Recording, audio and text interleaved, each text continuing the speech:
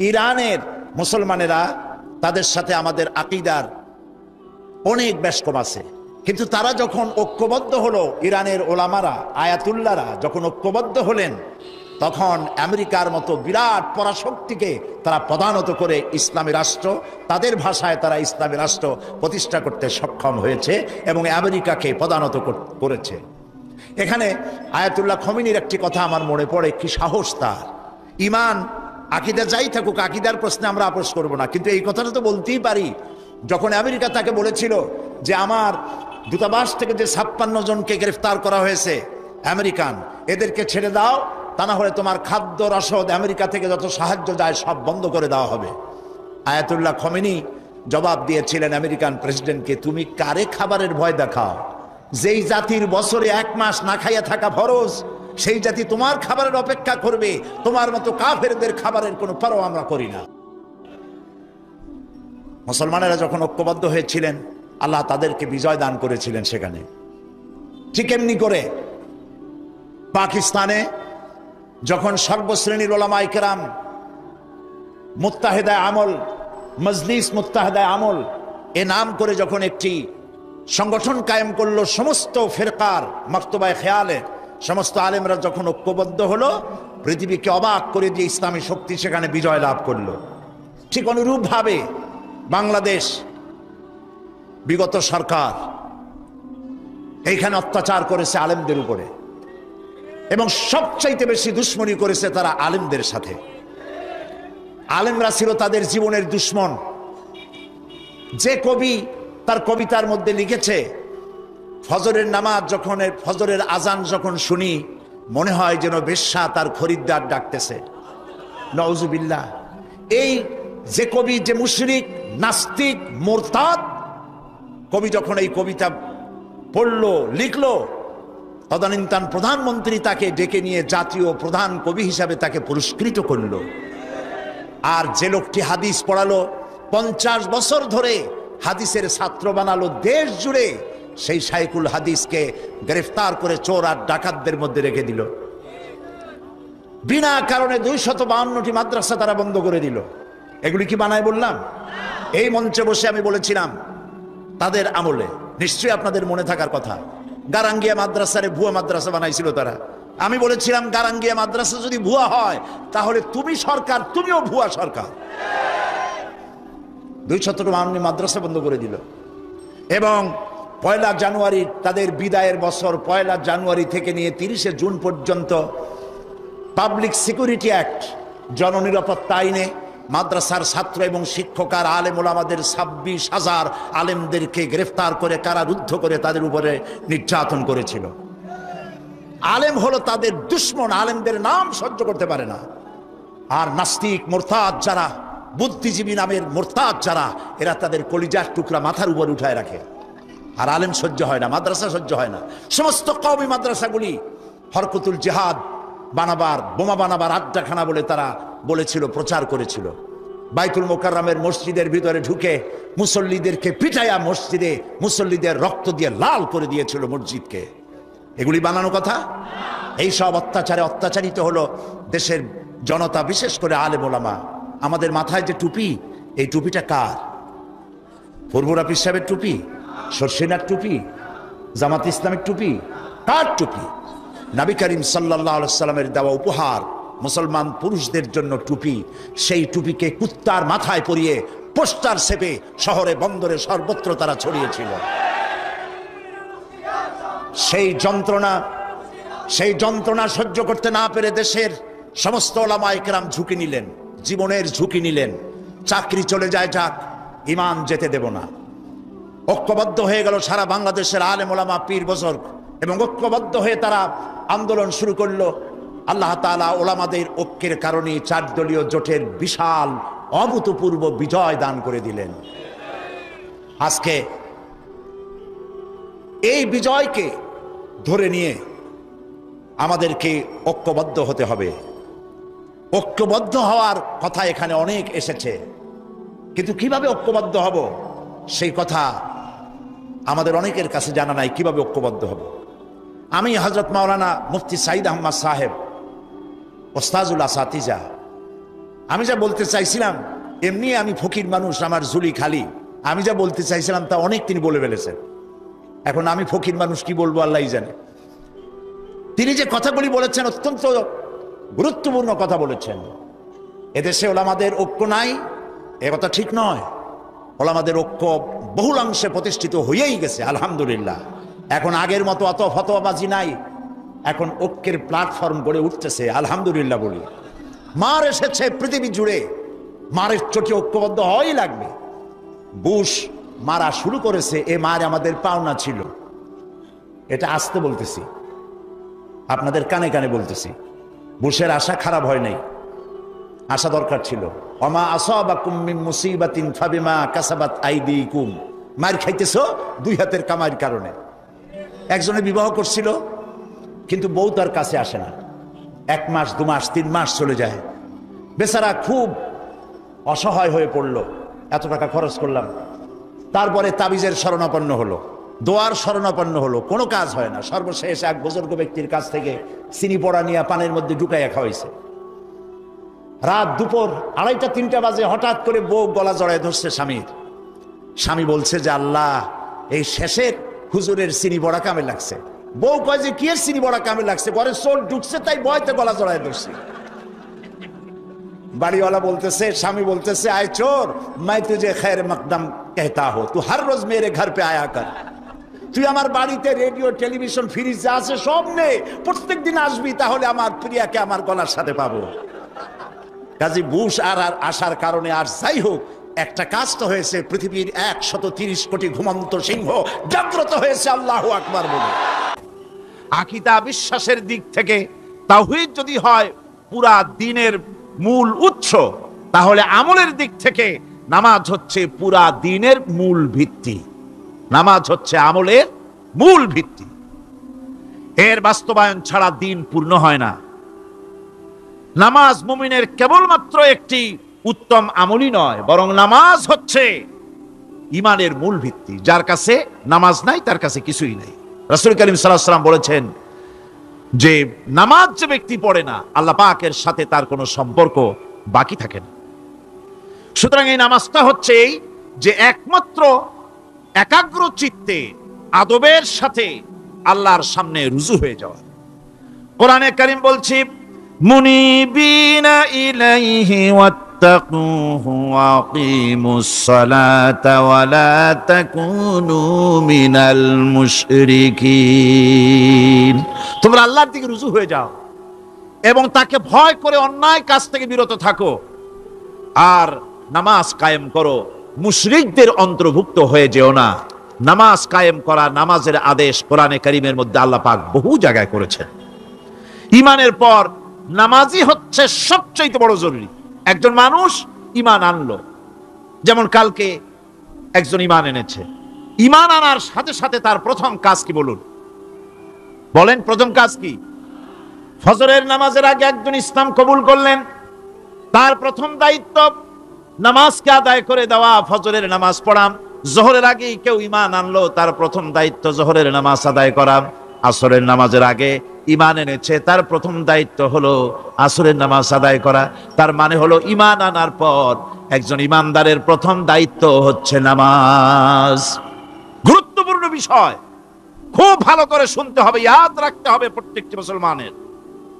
এই নামাজ কি জিনিস, কেমনে আদায় করতে হবে, আদায় না করলে কি হবে, গুরুত্বপূর্ণ এই কথাগুলি প্রত্যেকের স্মরণ রাখতে হবে। কিয়ামতের দিন মানুষ যে জাহান্নামে যাবে, জাহান্নামের জন্য জাহান্নামে যে সব কারণে যাবে, তার মধ্যে বড় কারণ কালকে বলেছিলাম, দেখি মনে আছে নাকি? বড় কারণ কয়টা? কয়টা? আলহামদুলিল্লাহ মনে আছে। আল্লাহ রাব্বুল আলামিন বলেন, ইয়াতাসাআলুনা আনিল মুজরিমিন। কিয়ামতের দিন অপরাধীদেরকে জিজ্ঞেস করা হবে, মা সালাকাকুম ফি সাকার, জাহান্নামে কেন আসছো? জবাবে তারা বলবে, ক্বালু লাম নাকু মিনাল মুসাল্লিন ওয়া লাম নাকু নুতঈমুল মিসকিন। নামাজ পড়ি নাই আর এতিম মিসকিনদের খেতে দেই নাই, এই কারণেই জাহান্নামে এসেছি। কল নাউযুবিল্লাহ। নামাজ যারা পড়বে না জাহান্নামে যেতে হবে। কোথায় যেতে হবে? আকীদাগত দিক থেকে ঈমান হলো তাওহীদের স্বীকৃতি, আর আমলের দিক থেকে নামাজ হচ্ছে তাওহীদের বহিঃপ্রকাশ। আপনি মুসলমান তা প্রমাণ হবে নামাজ দিয়ে। নামাজহীন ঈমানের দাবি মূল্যহীন। যার নামাজ নাই তার ঈমানের দাবি করার কোনো মূল্যই নেই। অনেক এরকম কথা বলে, হুজুর আমি মানুষটা নিতান্ত খারাপ না, যাই মনে করেন, গ্রামে রাস্তা বানাইছি, ব্রিজ করে দিয়েছি, কালভার্ট করেছি, এতিম মিসকিনরে তাও মাঝে মধ্যে খাবার দেই, বিধবারে কাপড় চোপড় দেই, মানুষটা আমি নিতান্ত খারাপ না, তবে এই মাঝে মধ্যে একটু নামাজ পড়ি না, তাতে কি আমার ঈমান নষ্ট হয়েছে নাকি? আমি বলি ভাই ঈমানই তো নাই, নষ্ট হবে কি? ঈমান থাকলে না নষ্ট হবে? ঈমান নাই। সুতরাং একজন মুসলমান যদি নামাজ না পড়ে নিজেকে মুসলমান বলে দাবি করার কোনো হক তার নাই, দাবি করার অধিকার নাই। নামাজ হচ্ছে জিন্দেগি, নামাজটাই মূলত জিন্দেগি। নামাজটা কি? জিন্দেগি। আল্লাহ রাব্বুল আলামিন শিখাচ্ছেন, কুল ইন্না সালাতি ওয়া নুসুকি ওয়া মাহইয়ায়া ওয়া মামাতি লিল্লাহি রাব্বিল আলামিন। মুহাব্বতের সাথে সবাই পড়েন, কুল ইন্না সালাতি ওয়া নুসুকি ওয়া মাহইয়ায়া ওয়া মামাতি লিল্লাহি রাব্বিল আলামিন। বলো আমার নামাজ, বলো আমার নামাজ, আমার কোরবানি, আমার হায়াত, আমার মত সবকিছুই আল্লাহ রব্বুল আলামিনের জন্য নিবেদিত। আমার বেঁচে থাকা, আমার মরে যাওয়া সব আল্লাহর জন্য। সে আল্লাহ রব্বুল আলামিন, তার জন্য সবকিছু নিবেদিত করতে হবে। আল্লাহ পাকের গোলাম আমাদের বানিয়েছেন, আল্লাহ আমাদের গোলামি করা লাগবে। আর গোলামির নমুনা যাকাত দিয়া, হজ দিয়া, দান দিয়া, সদকা দিয়া, কোন জিনিস দিয়ে নামাজের মতো গোলামির উৎকৃষ্ট প্রমাণ বা নমুনা আর কিছুতে নাই। আমি যে গোলাম তার উৎকৃষ্ট প্রমাণ হচ্ছে নামাজ। নামাজেই একটা মানুষ গোলামির অনুভূতিতে তাকে নিয়ে যায়।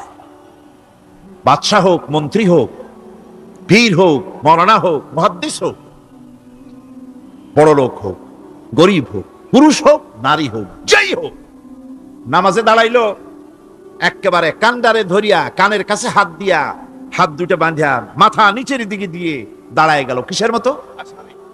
আসামির মতো, গোলামের মতো। সুবহানাল্লাহ।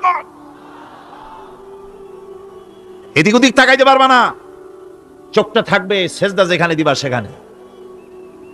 তাকানো নিষেধ, সেজদার দিকে তাকাও।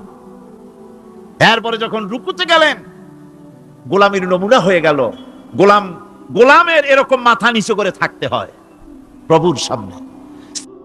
গেলেন, রাজা, বাদশাহ, বড় লোক, সব অহংকার চূর্ণ হয়ে গেল।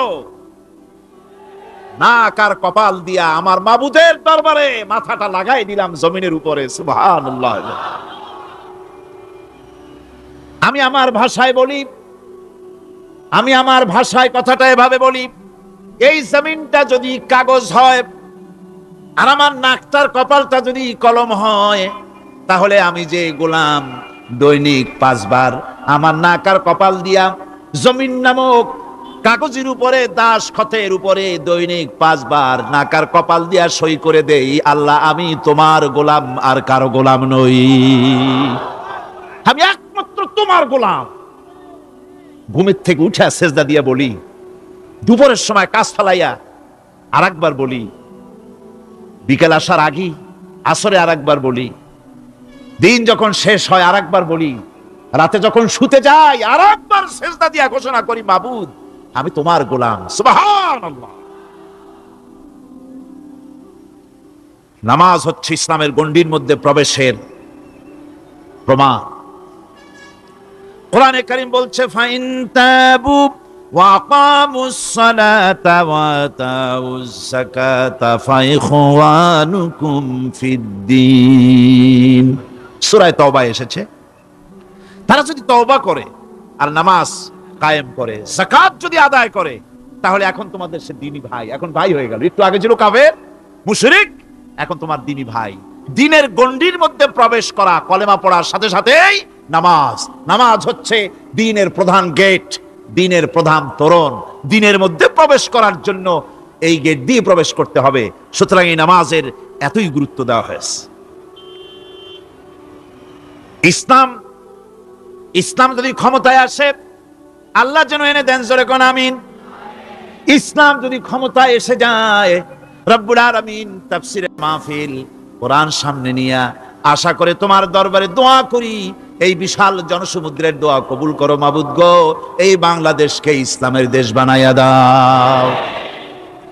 দেশটা যদি ইসলামের হয়ে যায়, আইন যদি আল্লাহর হয়, শাসন যদি সৎ লোকেরা করে, রব্বুল আলামিন কোরআন শরীফে বলেন, তাহলে তারা 4টা কাজ করবে। আল্লাযীনা ইম্মাক্কান্নাহুম ফিল আরদ আকামুস সালাতা ওয়া আতাউজ যাকাত ওয়া আমারু বিল মা'রুফি ওয়া নাহাউ আনিল মুনকার।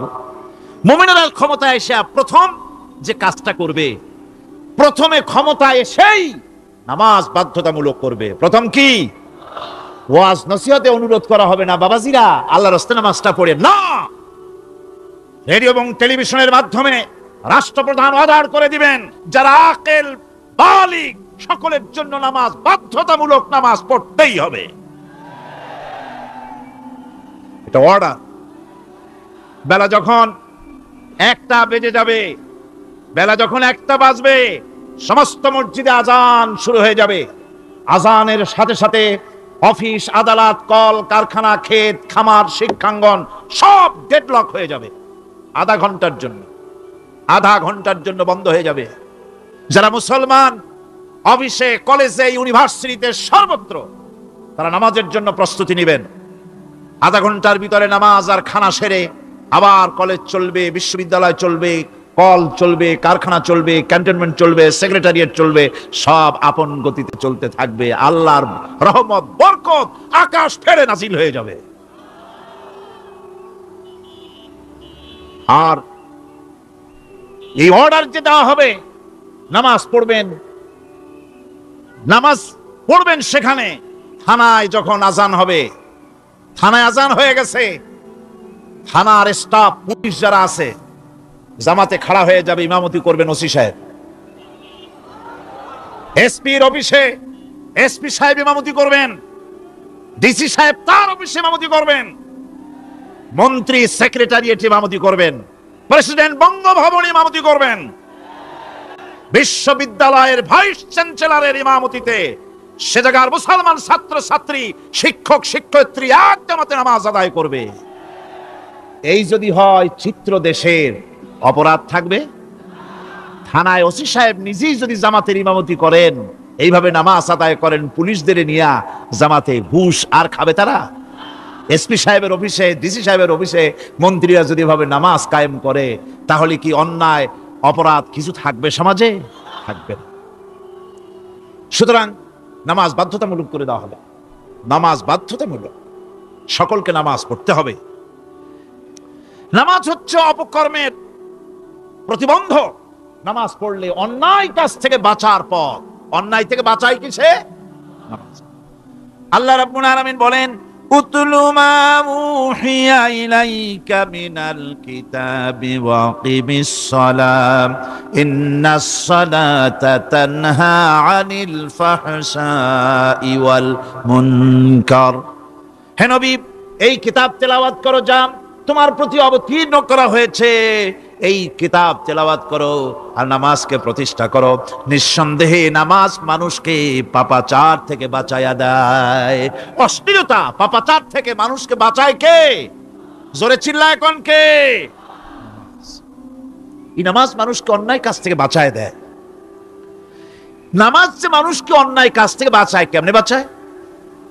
আমরা যে নামাজ পড়ি, এই নামাজে তো আমাদেরকে অন্যায় কাজ থেকে বাঁচাইতে পারে না। নামাজি বহুত মানুষ আছে অন্যায় করে, করে কিনা? কোন না করে না? করে। নামাজি অথচ অন্যায় করে। আর আল্লাহ বলছেন নামাজিকে, নামাজ তাকে অশ্লীলতা থেকে ফিরায়। তাহলে কথা কাটটা ঠিক? আল্লাহটা। জোরে বলেন কারটা ঠিক? অবশ্যই আমার আল্লাহর কথা হক। আমি ভুল করতেছি না, আমি যেন কোথাও ভুল করতেছি, সামথিং ইজ রং, কোথাও যেন আমরা ভুল করে বসতেছি, সেই ভুলটা কি আমরা আবিষ্কার করতে চেষ্টা করবো ইনশাআল্লাহ। প্রথম যে কথাটা সেটা হচ্ছে যে আমরা যা নামাজে পড়ি আমরা তা বুঝি না। কথা ঠিক কিনা? আমি যদি এখন প্রশ্ন করি সামি আল্লাহু লিমান হামিদা অর্থ কি কোন, ফার্স্ট ডিভিশনে কয়েকটা লেটার নিয়ে ফেল করবেন এরকম লোক আছেন না নাই? সুবহান রাব্বিয়াল আলা অর্থ কি জানি না, সুবহান রাব্বিয়াল আযীমের অর্থ কি জানি না, দোয়া কুনুত অর্থ কি জানি না, তাশাহুদ অর্থ কি জানি না, সূরা ফাতিহার অর্থ কি জানি না, এমন কি উযুর মধ্যে কয়টা ফরজ তাও অনেকের জানা নাই। কথা কি বেশি বললাম না ঠিক বলছি? একজনে জিজ্ঞেস করলো, মিয়া উযুতে কয় ফরজ? কয় হুজুর কি মনে করেন এটা বুঝি জানি না, এটা তো সাধারণ ব্যাপার, বলেন না কয় ফরজ? কয় উযুতে তো 17 ফরজ। কি কি? কয় হাত ধোয়া, পাও ধোয়া, মুখ ধোয়া, নাক ধোয়া, চোখ ধোয়া, জিহ্বা ধোয়া, মাথা ধোয়া। বলতে বলতে গুনে দেখা গেল প্রায় 19টার মতো বলছে। বলা হলো, মিয়া বললেন আপনি উযুতে ফরজ 17টা, কইলেন আপনি 19টা। কয় হুজুর জানি আরো, বলি না আপনাদের ভয়তে। উযু জানে না, নামাজ জানে না, তাকেই নামাজ কেমনে ফিরাবে অন্যায় কাজ থেকে? কথা বুঝতে পেরেছেন? নামাজে আল্লাহু আকবার বললাম, এরপরে সানা পড়লাম, তারপরে সূরা ফাতিহা পড়লাম। সূরা ফাতিহার ভিতরে যে সমস্ত কথাগুলি বললাম সেই কথাগুলি বুঝি না, কি বলেছি তাও জানি না। এরপরে সুবহান রাব্বিয়াল আলা বলেছি, সুবহান রাব্বিয়াল আযীম বলেছি, সামি আল্লাহু লিমান হামিদা বলেছি, অর্থ কি জানি না। আল্লাহ তা শুনতে পান, যে ব্যক্তি আল্লাহর প্রশংসা করেন তিনি তা শুনতে পান। নামাজের মধ্যে আইডিয়া দেওয়া হচ্ছে, তুমি যে আল্লাহর জন্য নামাজ পড়তেছো, প্রশংসা করতেছো, এটা এমন নয় যে আল্লাহ পাক দেখছেন না বা শুনতেছেন না। তুমি যা বলতেছো, প্রশংসা করতেছো, আল্লাহ পাক তা শুনতে পাচ্ছেন। সামি আল্লাহু লিমান হামিদা। সুবহান রাব্বিয়াল আলা, আমি মহান সর্বশ্রেষ্ঠ আল্লাহ রাব্বুল আলামিনের পবিত্রতা ঘোষণা করছি, আমি তার প্রশংসা করছি। সূরা ফাতিহার কি আমরা বলি আপনারা ব্যাখ্যা দেখে বুঝে নিয়েন, সেগুলি আমি এখানে বলে বাকি কথা সব শেষ করতে পারবো না। নামাজে কি পড়েন সেটা যদি জানতেন অবশ্যই আল্লাহ রাব্বুল আলামিনের কথা কার্যকরী হয়ে যেত।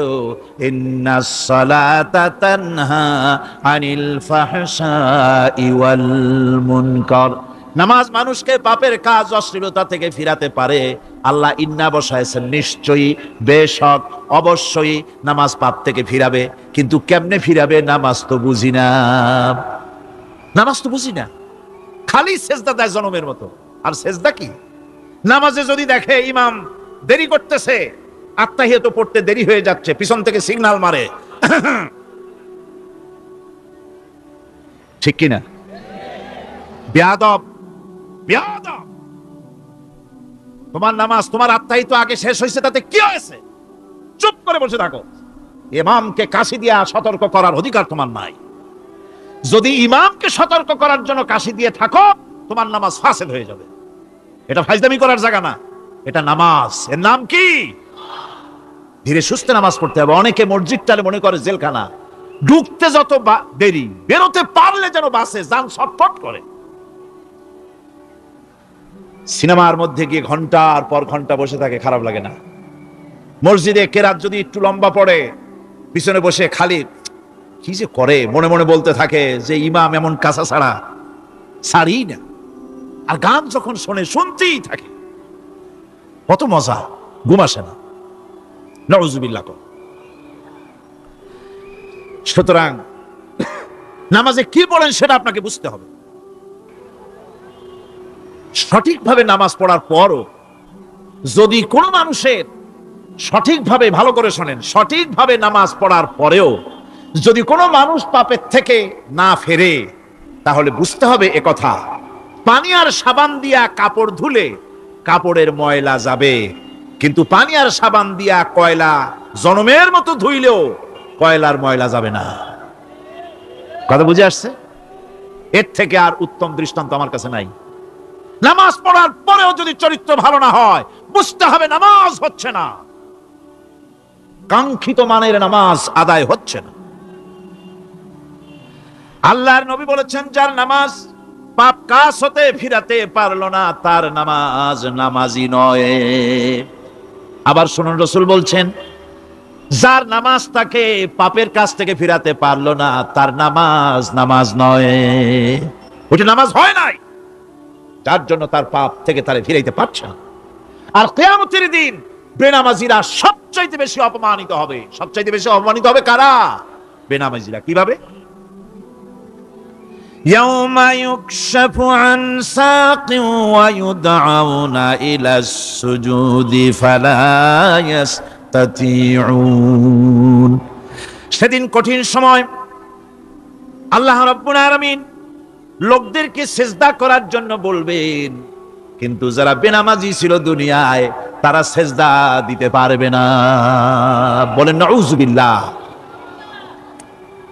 অবস্থাটা কি হবে? খাশিআতান আবসারুহুম তারহাকুহুম যিল্লাহ। তাদের দৃষ্টি নিচু হবে, লাঞ্ছনা এবং অপমান তাদের উপরে চেপে বসবে, সেজদা দিতে পারবে না। আল্লাহ আমাদেরকে ক্ষমা করুন। কিয়ামতের দিন হযরত আদম আলাইহিস সালাম থেকে শুরু করে পৃথিবীর সমস্ত মানুষের সামনে আল্লাহ রাব্বুল আলামিন সেজদা করার জন্য অর্ডার করবেন।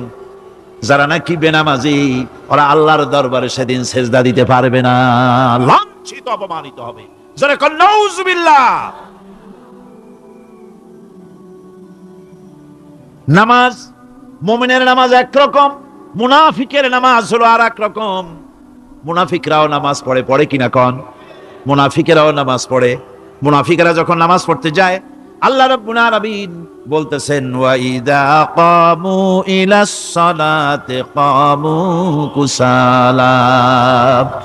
মুনাফিকেরা যখন নামাজ পড়তে দাঁড়ায়, নামাজে আসে ঠিক তারা, কিন্তু নামাজের জন্য দাঁড়ায় খুব শৈথিল্য ভারে, শৈথিল্য ভাবে দাঁড়ায়, কাহিলি সুস্তি, এ জায়গা চুলকায়, পায়জামা ধরে টান দেয়, টুপিটা ঘুরে যায়, এদিক ওদিক তাকায়। মুনাফিকের নামাজ দেখলেই ঠিক পাওয়া যায় যে বেটা মুনাফিক। এইভাবে সে দাঁড়ায়। তার নামাজটা কি জন্য? ইউরাউনান নাসা ওয়া লা ইয়াযকুরুনাল্লাহা ইল্লা কালিলা। তাদের নামাজ হচ্ছে মানুষকে দেখাবার নামাজ। নাউযুবিল্লাহ। এখন দেখবেন এই মৌসুম আসছে, নামাজের মৌসুম, বেনামাজিদের নামাজের মৌসুম। জনসভা হচ্ছে, নির্বাচন আসতেছে, নামাজে রক্ত হয়ে গেছে, তাড়াতাড়ি আজান হয়ে গেল। টুপি না থাকলে রুমাল একটা মাথায় দিল, উজু আছে কিনা আছে, আল্লাহু আকবার, যা আছে কপালে হয়ে যাক। মানুষকে দেখাবার জন্য এরা নামাজ পড়ে। এরা আল্লাহর শরণার্থে নামাজ খুব কম লোকই করে। এরা হচ্ছে মুনাফিক। দুনিয়া এবং আখিরাতে কল্যাণের জন্য একমাত্র মাধ্যম হচ্ছে নামাজ। দুনিয়া যদি কল্যাণ চাই, আখিরাতেও যদি কল্যাণ চাই, তাহলে এর জন্য কি করতে হবে? কি করতে হবে? আমার কথা নয়, আল্লাহ রাব্বুল আলামিনের কথা শুনুন। রব্বুল আলামিন বলেন, ক্বাদ আফলাহাল মুমিনুন আল্লাযীনা হুম ফি সালাতিহিম খাশিউন ওয়াল্লাযীনা হুম লিয-যাকাতি ফাঈলুন ওয়াল্লাযীনা হুম লিফুরুজিহিম হাফিজুন। নিশ্চিতভাবে সেই সব মুমিন কল্যাণ লাভ করবে, নিশ্চিতভাবে। তারা হচ্ছে ওই সব লোক যারা নিজেদের নামাজ ভীতি মিশ্রিত, বিনয় ভাবে, ভীতি মিশ্রিত অবস্থায় বিনয়ের সাথে যারা নামাজ আদায় করে, যারা বেহুদা কাজ থেকে বিরত থাকে, যারা যাকাতের পন্থায় কর্মতৎপর হয়, আর যারা নিজের লজ্জাস্থানকে হেফাজত করে।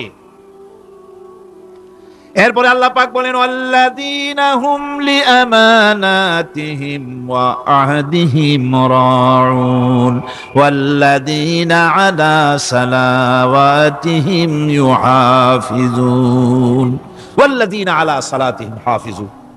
আর যারা তাদের আমানতকে পূর্ণ করে, আমানত এবং তাদের ওয়াদা চুক্তি পূর্ণ করে, এবং যারা নিজেদের নামাজ সমূহকে পূর্ণভাবে হক আদায় করে নামাজ পড়ে, নামাজের যারা হেফাজত করে, এরা কারা?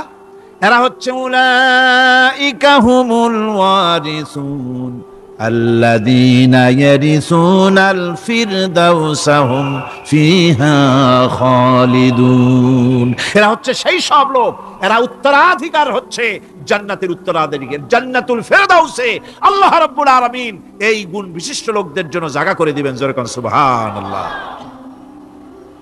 নামাজকে পড়তে বলা হয় নাই, কোরআন শরীফে বলা হয়েছে নামাজ কায়েম করো। কি বলা হয়েছে কোন তো দেখি? নামাজ কায়েম করো, নামাজ পড়ো। এই কথা কিন্তু কোরআন শরীফে কোনো জায়গায় আছে নাকি? এখন কায়েম করা কারে বলে? একটা গুরুত্বপূর্ণ আরেকটি বিষয়, নামাজ কায়েম করতে বলা হয়েছে। কায়েম কি? কায়েমটা হচ্ছে দৃষ্টান্ত স্বরূপ বলা যায় যে জিনিসটা সমাজে প্রতিষ্ঠিত আছে ওইটারে বলে কায়েম হওয়া, আর যেটা প্রতিষ্ঠিত নাই ওটা কায়েম নাই। কায়েম মানে হলো প্রতিষ্ঠিত থাকা। যেমন আমাদের দেশে, আমাদের সমাজে নারী পুরুষ শিশু বৃদ্ধ সকলেই কাপড় পরা, শাড়ি পরা, লুঙ্গি পরা, এই কাপড় পরাটা কায়েম আছে, প্রতিষ্ঠিত আছে না নাই? যার কারণে কাপড় পরা সমাজে কায়েম আছে বলে উলঙ্গ মানুষ সমাজে খুঁজে পাওয়া যায় না, পাগল ছাড়া। ঠিক কিনা? একটা বাচ্চাকেও যদি উলঙ্গ হতে বলেন এখানে, 5 বছর 6 বছর একটা বাচ্চাকেও, সে কিন্তু রাজি হবে না। ঠিক কিনা?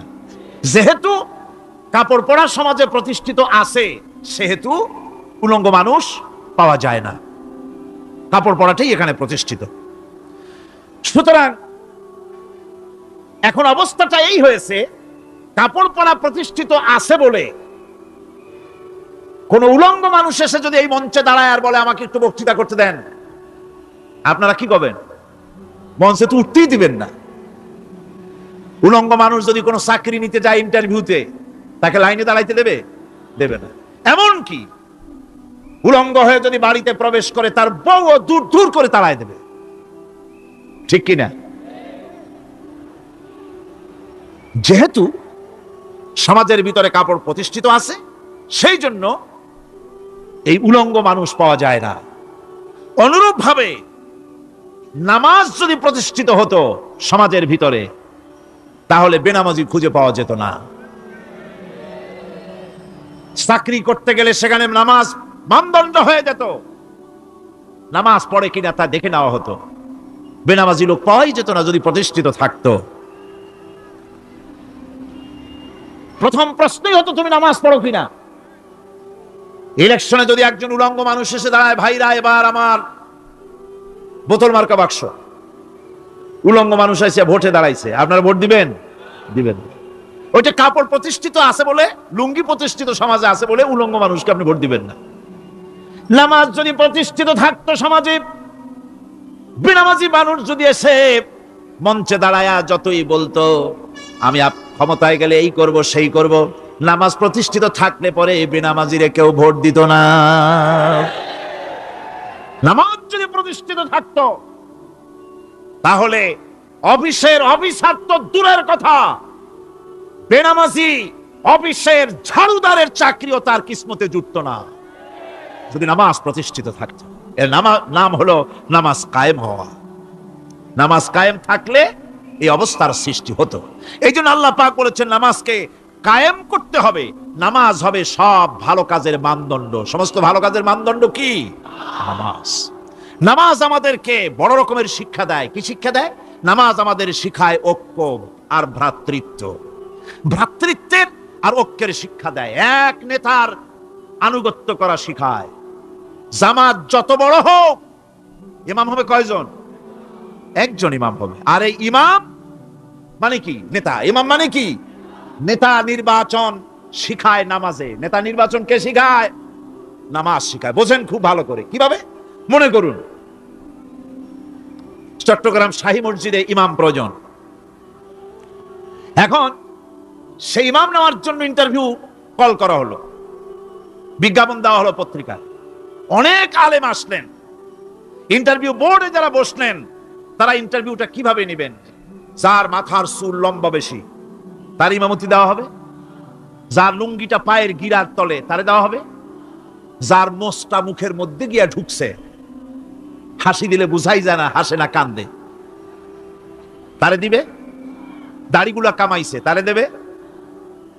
সিগারেট খায়, বা অবশ্য চট্টগ্রাম আর সিলেটে সিগারেটের ফতোয়া ভিন্ন রকম। বরিশালে আমি যেখানে জন্মগ্রহণ করেছি, আমার এলাকায় কোনো আলেম যদি সিগারেট খায়, মসজিদের ইমাম তো ভালো, মসজিদ ঝাড়ু দিতেও ঢুকতে দেবে না মসজিদে। এটা এই এলাকার এক রকমের কায়দা। আমি এটার ব্যাপারে কথা নাই বা বললাম।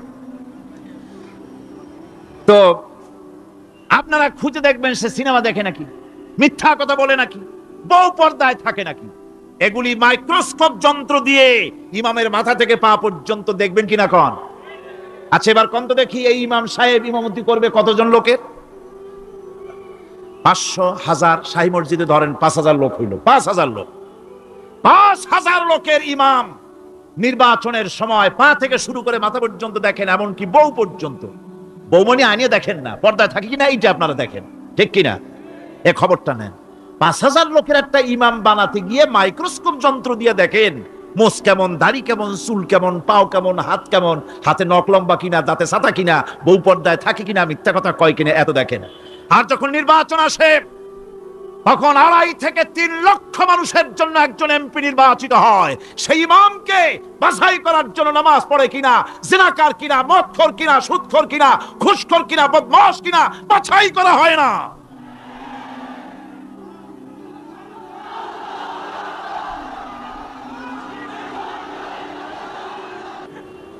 নামাজ আমাদেরকে এটা শিখায় ইমাম কেমনে বানাইতে হবে। কোন সুবহানাল্লাহ। নামাজ ঐক্য শিখায়, নামাজ ভ্রাতৃত্ব শিখায়, নামাজ পারস্পরিক মহব্বত শিখায়, নামাজ নেতা কেমন হওয়া উচিত, নেতা নির্বাচন শিখায়। আবার নেতা ভুল করলে তার ভুল বলা যাবে না, এরকম হতে পারবে না। নামাজের ভিতরে ইমাম যদি ভুল করলে আপনি লোকমা দিবেন, সুবহানাল্লাহ, আল্লাহু আকবার বলবেন। যদি তিনি সংশোধন না হলেন আবার দেন, তাতেও সংশোধন হলো না আবার দেন। 3 বার লোকমা দেওয়ার পর যদি ভুল সংশোধন না করে নামাজ ছেড়ে দেন, ইমামকে বের করে দেন, নতুন ইমাম নিয়োগ করেন। যারা ক্ষমতায় যাবে, আপনি রাষ্ট্রের ইমাম যারে বানাবেন, সেই রাষ্ট্রীয় ইমাম যদি জনগণের ইচ্ছার বিরুদ্ধে যদি চলে, 1 বার লোকমান দেন, 2 বার লোকমান দেন, 3 বার দেন, তারপরেও যদি না নামে, ঘাট ধরে নামে না। নামাজ আপনাকে নেতা নির্বাচন, নেতাকে প্রতিষ্ঠিত রাখা, নেতার আনুগত্য আপনাকে শেখায়। নামাজ লাইন সোজা করে দাঁড়াতে হবে। লাইন যদি বাঁকা করেন আপনার কলজেটা ওরকম বাঁকা হয়ে যাবে। নাউযুবিল্লাহ। নামাজের কাতারে যার কারণে নামাজের কাতার বাঁকা হবে, পুরা কাতারের জন্য আল্লাহর কাছে ওই লোকটা দায়ী হয়ে যাবে। নামাজ শৃঙ্খলা শিখায়। সুবহানাল্লাহ কইতে ইচ্ছা করে না? নামাজ শৃঙ্খলা শিখায়। বিনাহার তালুত যখন সৈন্যদেরকে নিয়ে রওনা করলেন, তালুত হঠাৎ বললেন, ইন্নাল্লাহা মুবতালিকুম বিনাহার, আল্লাহ তাআলা তোমাদেরকে নদী দ্বারা পরীক্ষা করবেন। জিহাদের ময়দানে যাওয়ার সময় নদী পাড়ি দিতে হবে, এই নদী পাড়ি দেওয়ার সময় পানি পান করবা না, এটাই হলো তোমাদের পরীক্ষা। যারা পানি পান করবা, ফামান শারিবা মিনহু ফালাইসা মিন্নি, যে পানি পান করবে সে আমার দলভুক্ত হবে না। ওয়া মান লাম ইয়াতআমহু ফাইন্নাহু মিন্নি ইল্লা মান ইগতারাফা গুরফাতাম বিয়াদি। আর যারা পানি আস্বাদন করবে না, তবে হাতের এক আজলা যদি হাতের মধ্যে চলে আসে সামান্য, এটা সমস্যা নাই। ডক ডক করে যারা পানি পান করবে না, তালুত ঘোষণা করলেন তারাই হবে অবশিষ্ট মুজাহিদ, তাদেরকে নিয়ে আল্লাহর রাস্তায় লড়াই করব। এখন প্রশ্ন হলো, হুজুর পরীক্ষাটা কি দরকার? বেচারারা রওনা করছে জিহাদ। মুফাসসিরিনে কেরাম লেখেন পরীক্ষা দরকার এই কারণে, আমিরের কথা কতটুকু মানে এটা যাচাই করার জন্য। কিসের কথা? আমিরের কথা। হ্যাঁ, মন দিয়ে শুনে নিন। সূরা নিসার 59 নম্বর আয়াতে আল্লাহ বলেন, সূরা নিসার 59 নম্বর আয়াত, ইয়া আইয়ুহাল্লাযীনা আমানু আতিউল্লাহ ওয়া আতিউর রাসূলা ওয়া উলিল আমরি মিনকুম। হে ঈমানদারগণ, তোমরা আল্লাহর আনুগত্য করো, রাসূলের আনুগত্য করো, ওয়া উলিল আমরি মিনকুম, তোমাদের মধ্যে দায়িত্বশীল যারা তাদের আনুগত্য করো। কয় আনুগত্যের কথা বলা হয়েছে? 3। বলেন, আল্লাহর আনুগত্য, রাসূলের আনুগত্য উলুল আমরের আনুগত্য বলেন। ওয়ালাম্মা বারাজু লিজালুতা ওয়া জুনুদিহি ক্বালু রব্বানা আফরিদ আলাইনা সাবরা أفرغ علينا صبرا وثبت أقدامنا وانصرنا على القوم الكافرين ولما برزوا لجالوت وجنوده যখন তালুত বাহিনী জালুত বাহিনীর মুখোমুখি হয়ে গেল, তালুত বাহিনীর মুজাহিদরা আল্লাহর কাছে দোয়া করতে লাগলেন, আফরিগ আলাইনা সবরা, আল্লাহ আমাদেরকে আপনি ধৈর্য ঢেলে দেন, ওয়াসাব্বিত আকদামানা, আমাদের পাগুলো আপনি জিহাদের ময়দানে অটল রাখেন, ওয়ানসুরনা আলাল কওমিল কাফিরিন, কাফের সম্প্রদায়ের বিরুদ্ধে আমাদেরকে সাহায্য করেন। ফাহাজামুহুম বিইজনিল্লাহ, আল্লাহ তাআলা বলেন তালুত বাহিনী আল্লাহর হুকুমে জালুত বাহিনীকে পরাজিত করে দেয়। ওয়া কতালা দাউদু জালুতা, দাউদ নবী জালুতকে হত্যা করছে। ওয়া কতালা দাউদ, কতালা হত্যা করেছে দাউদ, দাউদ জালুতা, জালুতকে কিভাবে? পাথর নিচে বিসমিল্লাহ বলে মারছে, আল্লাহর হুকুমে মাথায় লাগছে, এরপরে তরবারি দিয়ে তাকে শেষ করে দিছে। আল্লাহ বলেন কতালা দাউদ, উঠতি বয়সী যুবক দাউদ পালোয়ান জালুতকে হত্যা করেছে। এখান থেকে তোমাদের শিক্ষা, আমি আল্লাহ তাআলা কার মাধ্যমে কাকে শেষ করব, এটা তোমরা অনেক বড় একটা শিক্ষা আছে। ছোট কোনো বিষয়ে বড় কাউকে শেষ করে দিব, সামান্য এক কথায় 16 বছর খালাস। কথার কথা দাঁড়ান, এটা শুধু ঠিক না, তিরমিজির এক হাদিসে আছে এই কথা। কোথায়? 2616 কত? এই হাদিসের মধ্যে নবীজি লম্বা ওয়াজ করছে তার এক সাহাবীর, ওয়াজ করার পর সর্বশেষ বলে তোমারে তো আসল ওয়াজটাই করি নি, মানে লম্বা ওয়াজ করে সর্বশেষ নবী বলে তোমারে আসল ওয়াজটাই করি নি। সাহাবী বলে হুজুর এতক্ষণ আপনি কি করলেন? জিহাদের কথা বললেন, নামাজের কথা বললেন, হজের কথা বললেন, রমজানের কথা বললেন, সর্বশেষ আপনি বললেন আসল ওয়াজ বাকি। হ্যাঁ, আসল ওয়াজটা এখনো বাকি। কি? নবীজি জিহ্বা ধরে বললেন এটা এটা কুফা আলাইক, এটা নিয়ন্ত্রণ করো, উপরের সব ঠিক থাকবে। সাহাবী বললেন হুজুর এটা কি সমস্যা? নবীজি বললেন বেশিরভাগ জাহান্নামে যাবে শুধু জিহ্বার কারণে। আমার হাদিস আগে পড়ছি, বুঝে আসছে, কিন্তু কিছুদিন আগে এটা আমার ভালো করে বুঝে আসছে, জিহ্বা যে মানুষকে জাহান্নামে নিতে পারবে এর প্রমাণ এক জিহ্বা 16 বছর খালাস। জিহ্বা কি করতে পারে, ভয়ঙ্কর জিনিস। আল্লাহ বুঝার তৌফিক দান করে। 2616 তিরমিজির। তো দাউদ জালুতকে হত্যা করলেন। আতাহুল্লাহুল মুলকা ওয়াল হিকমাতা ওয়া আল্লামাহু মিম্মা ইয়াশা, আল্লাহ তাআলা দাউদকে রাজত্ব দিলেন, হিকমত দিলেন, আল্লাহ যা ইচ্ছা তাকে সেই বিদ্যা দান করলেন। সর্বশেষ আল্লাহ তাআলা সুন্দর একটা কথা বলে, অনেকের মাথায় আসবে হুজুর একদল মানুষ আরেকদল মানুষকে হত্যা করে লাভটা হইল কি? মাথায় আসতে পারে মুজাহিদ বাহিনী জালেমদেরকে হত্যা করছে। তা আল্লাহ বলেন ওয়ালাউলা দাফউল্লাহিন নাসা বা'দাহুম বিবা'দ, একদল ভালো মানুষ দ্বারা আরেকদল খারাপ মানুষকে যদি আল্লাহ প্রতিহত না করতেন, একদল ভালো মানুষ দ্বারা আরেকদল খারাপ মানুষকে যদি আল্লাহ প্রতিহত না করতেন, লাফাসাদাতিল আরদু, জমিনে ফাসাদ সৃষ্টি হতো, এই জমিন নষ্ট হয়ে যেত। একজন মর্দে মুজাহিদ যদি মূর্তির বিরুদ্ধে কথা না বলতেন, তাহলে আমাদের দেশে বড় বড় মূর্তিগুলো থাকতো। সর্বপ্রথম একজন বলছে মাশাআল্লাহ, তিনি মাত্র বলছিলেন একটার কথা। কয়টা? আল্লাহর কি কুদরত, আল্লাহ তাআলা এমন করছে। তিনি মাত্র একটা কথা বলছে বেচারারে, এই কারণে 3 বছর আল্লাহ তাআলা এত কবুল করছে। চারদিকে তাকাইবেন দেখবেন শেষ। ইনশাআল্লাহ আগামীর বাংলাদেশ ইসলামের বাংলাদেশ। না, এই জন্য শর্ত আছে। কি শর্ত? ডেইলি 2 রাকাত অতিরিক্ত নফল নামাজ পড়তে হবে। নফল নামাজ পড়ে আল্লাহর কাছে দোয়া করে বলবেন, আল্লাহ এমন একজন শাসক আমাদের দেশে আপনি পাঠান, যে শাসকের 4টা গুণ হবে: নামাজ কায়েম করা, যাকাত আদায় করা, নেক কাজের আদেশ করা, অসৎ কাজের নিষেধ করা। সূরা হজের 41 নম্বর আয়াতে আল্লাহ বলেছেন আল্লাযীনা ইম্মাক্কানাহুম ফিল আরদ আকামুস সালাহ ওয়া আতাউয যাকাত ওয়া আমারু বিল মা'রুফ ওয়া নাহাউ আনিল মুনকার। আল্লাহ বলেছেন আমি এই পৃথিবীর যাদেরকে শাসন ক্ষমতা দেই তাদের মৌলিক কাজ হবে 4টা: নামাজ কায়েম করা, যাকাত প্রতিষ্ঠিত করা, সৎ কাজের আদেশ করা, অসৎ কাজের নিষেধ করা। এমন 4 গুণওয়ালা একজন যেন শাসক আল্লাহ দেয়। আর দোয়া করবেন আল্লাহ তিনি যেন আমাদের দেশে শরিয়া আইন চালু করে, আর এই শরিয়া আইনের সুফলটা যেন মরার আগে দেখতে পাই। তাবুত, তালুত, জালুত, দাউদ, তাবুত মানে হলো সিন্দুক।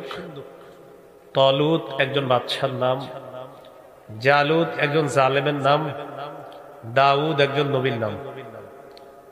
তাহলে মুসা, ইউসা, শামুইল, তিনজন নবীর নাম বললাম। এরপরে চারটি কথা বললাম, তাবুত, তলুত, জালুত, দাউদ। তাবুত অর্থ হলো সিন্দুক। তাবুত অর্থ কি? সিন্দুক। আলোচনার সার সংক্ষেপ হলো এই, মুসা আলাইহিস সালাতু ওয়াস সালাম তার বাহিনী নিয়ে ফেরাউন বাহিনী থেকে যখন মুক্ত হলেন, আল্লাহ যখন তাদেরকে উদ্ধার করলেন, উদ্ধার করার পর মুসা আলাইহিস সালাতু ওয়াস সালাম লক্ষ্য করলেন ফিলিস্তিন বাইতুল মুকাদ্দাস এক সম্প্রদায়ের দখলে আছে, যে সম্প্রদায়ের নাম হলো আমালিকা। আমালিকা সম্প্রদায়ের দখলে আছে ফিলিস্তিন বাইতুল মুকাদ্দাস। এই ফিলিস্তিনকে মুক্ত করার জন্য, জালেমদের জুলুম থেকে হেফাজত করার জন্য মুসা আলাইহিস সালাতু ওয়াস সালাম বনী ইসরাইল সম্প্রদায়ের সাথে পরামর্শ করে বললেন, তোমরা আমার সাথে চলো, আমি তোমাদেরকে সাথে নিয়ে আমালেকা সম্প্রদায়ের বিরুদ্ধে জিহাদ করে ফিলিস্তিন উদ্ধার করব। মুসা আলাইহিস সালাতু ওয়াস সালামের জাতি জবাব দিলেন, আপনি আর আপনার রব যা যুদ্ধ করেন, আপনি আর আপনার রব আল্লাহ গিয়ে যুদ্ধ করেন। ফাযহাব আনতা ওয়া রাব্বুকা ফাকাতিলা, আপনি আর আপনার রব যান, ফাকাতিলা, আপনারা দুইজনে লড়াই করেন। ইন্না হাহুনা কাঈদুন, আমরা এখানেই বসা থাকব, আমরা আপনার সাথে যাব না। মুসা আলাইহিস সালাতু ওয়াস সালামের জাতিকে আল্লাহ তাআলা আটকায়া দিলেন সিনাই নামক এলাকা। কি এলাকা? কেউ আরো অন্যান্য নাম লেখছে এলাকার, তিহ লেখছে কেউ। সিনাই এলাকায় তাদেরকে এমন ভাবে আটকিয়ে দিলেন, তারা সেখান থেকে আর যেতে পারছে না। মুসা আলাইহিস সালামের ইন্তেকাল সেখানেই হয়েছে, ওই সিনাই এলাকায়। ইন্তেকাল হওয়ার পর মুসা আলাইহিস সালাতু ওয়াস সালামের খাদেম যিনি ছিলেন ইউশা, আল্লাহ তাআলা মুসা নবীর খাদেমকে নবী বানায় দিলেন। ইউশা আলাইহিস সালাতু ওয়াস সালাম নবী হওয়ার পর তিনি একদল মুজাহিদকে বুঝিয়ে শুনিয়ে তাদেরকে নিয়ে আমালেকা সম্প্রদায় যারা ফিলিস্তিন দখল করে আছে তাদের বিরুদ্ধে লড়াই করলেন, জিহাদ করলেন। আল্লাহ তাআলা জিহাদে ইউশা নবীকে বিজয় দান করলেন। ফিলিস্তিন দখল করলেন ইউশা আলাইহিস সালাতু ওয়াস সালাম। ফিলিস্তিন দখল করার পর ইউশা নবীর তত্ত্বাবধানে মানুষগুলা চলে। ইউশা আলাইহিস সালাতু ওয়াস সালাম মানুষকে দিক নির্দেশনা প্রদান করেন। বিভিন্ন এলাকার দায়িত্বশীল যারা বিভিন্ন এলাকায় কাজ করবে, যেমন আপনাদের এখানে লেখা আছে অনেকে কমিশনার বা সামনে পদপ্রার্থী, এরকম কিন্তু এক এক এলাকার দায়িত্বশীল থাকে। ঈসা আলাইহিস সালাতু ওয়াস সালাম কি করলেন? এই জাতীয় আলাদা কোনো কমিশনার, চেয়ারম্যান বা মেম্বার বা এরকম কিছু না বানায় উনি কি করলেন? উনি বিচারক নিয়োগ করলেন। কি নিয়োগ করলেন? বিচারক।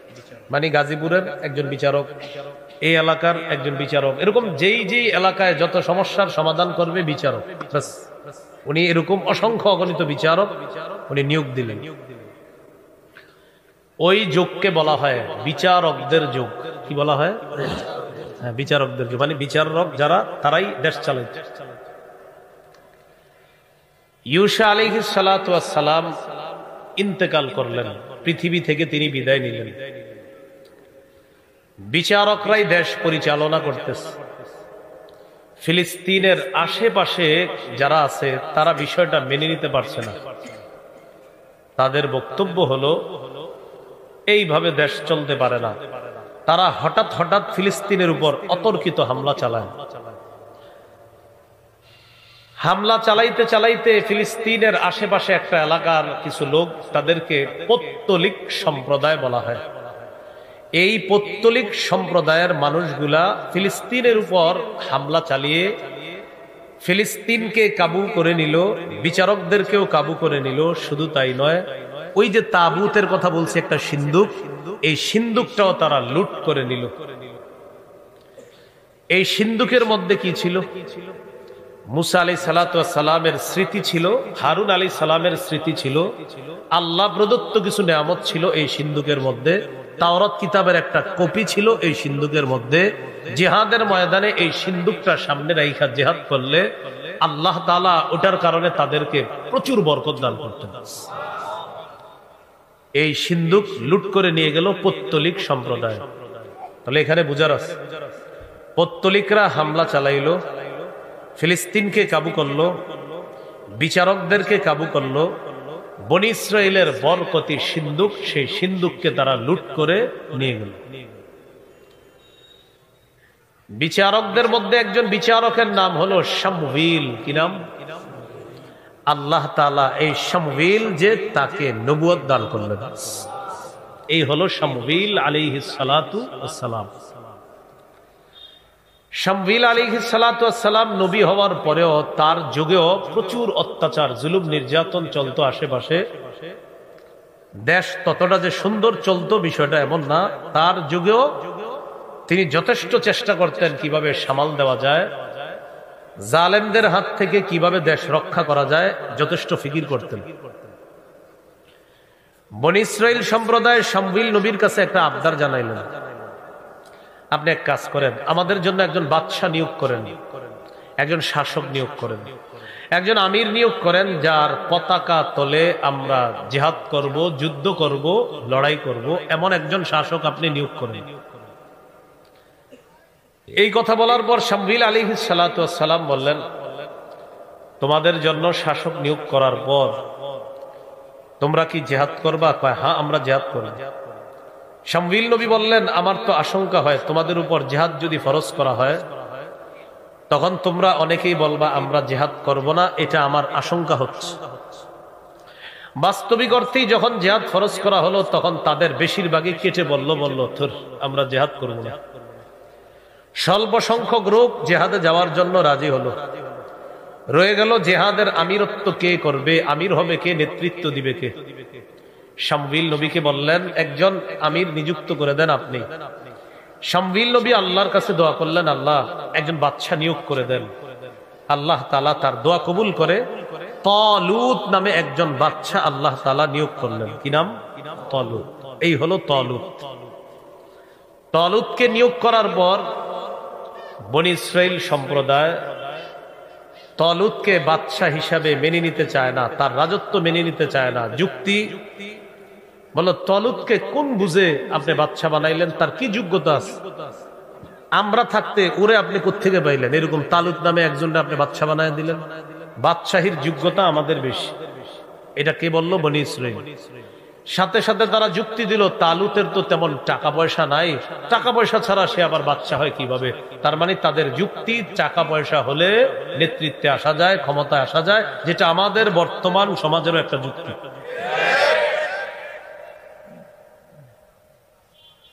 তো তালুতের টাকা পয়সা নাই, এটা বনী ইসরাইল বলল। তখন শামউইল নবী বললেন, টাকা পয়সা, নেতৃত্ব পাওয়ার যোগ্যতা, এটা তোমাদেরকে কে বলল? তালুতের মধ্যে দুটি যোগ্যতা আছে, যেই যোগ্যতার কারণে আল্লাহ তাকে তোমাদের বাদশা বানাইছে।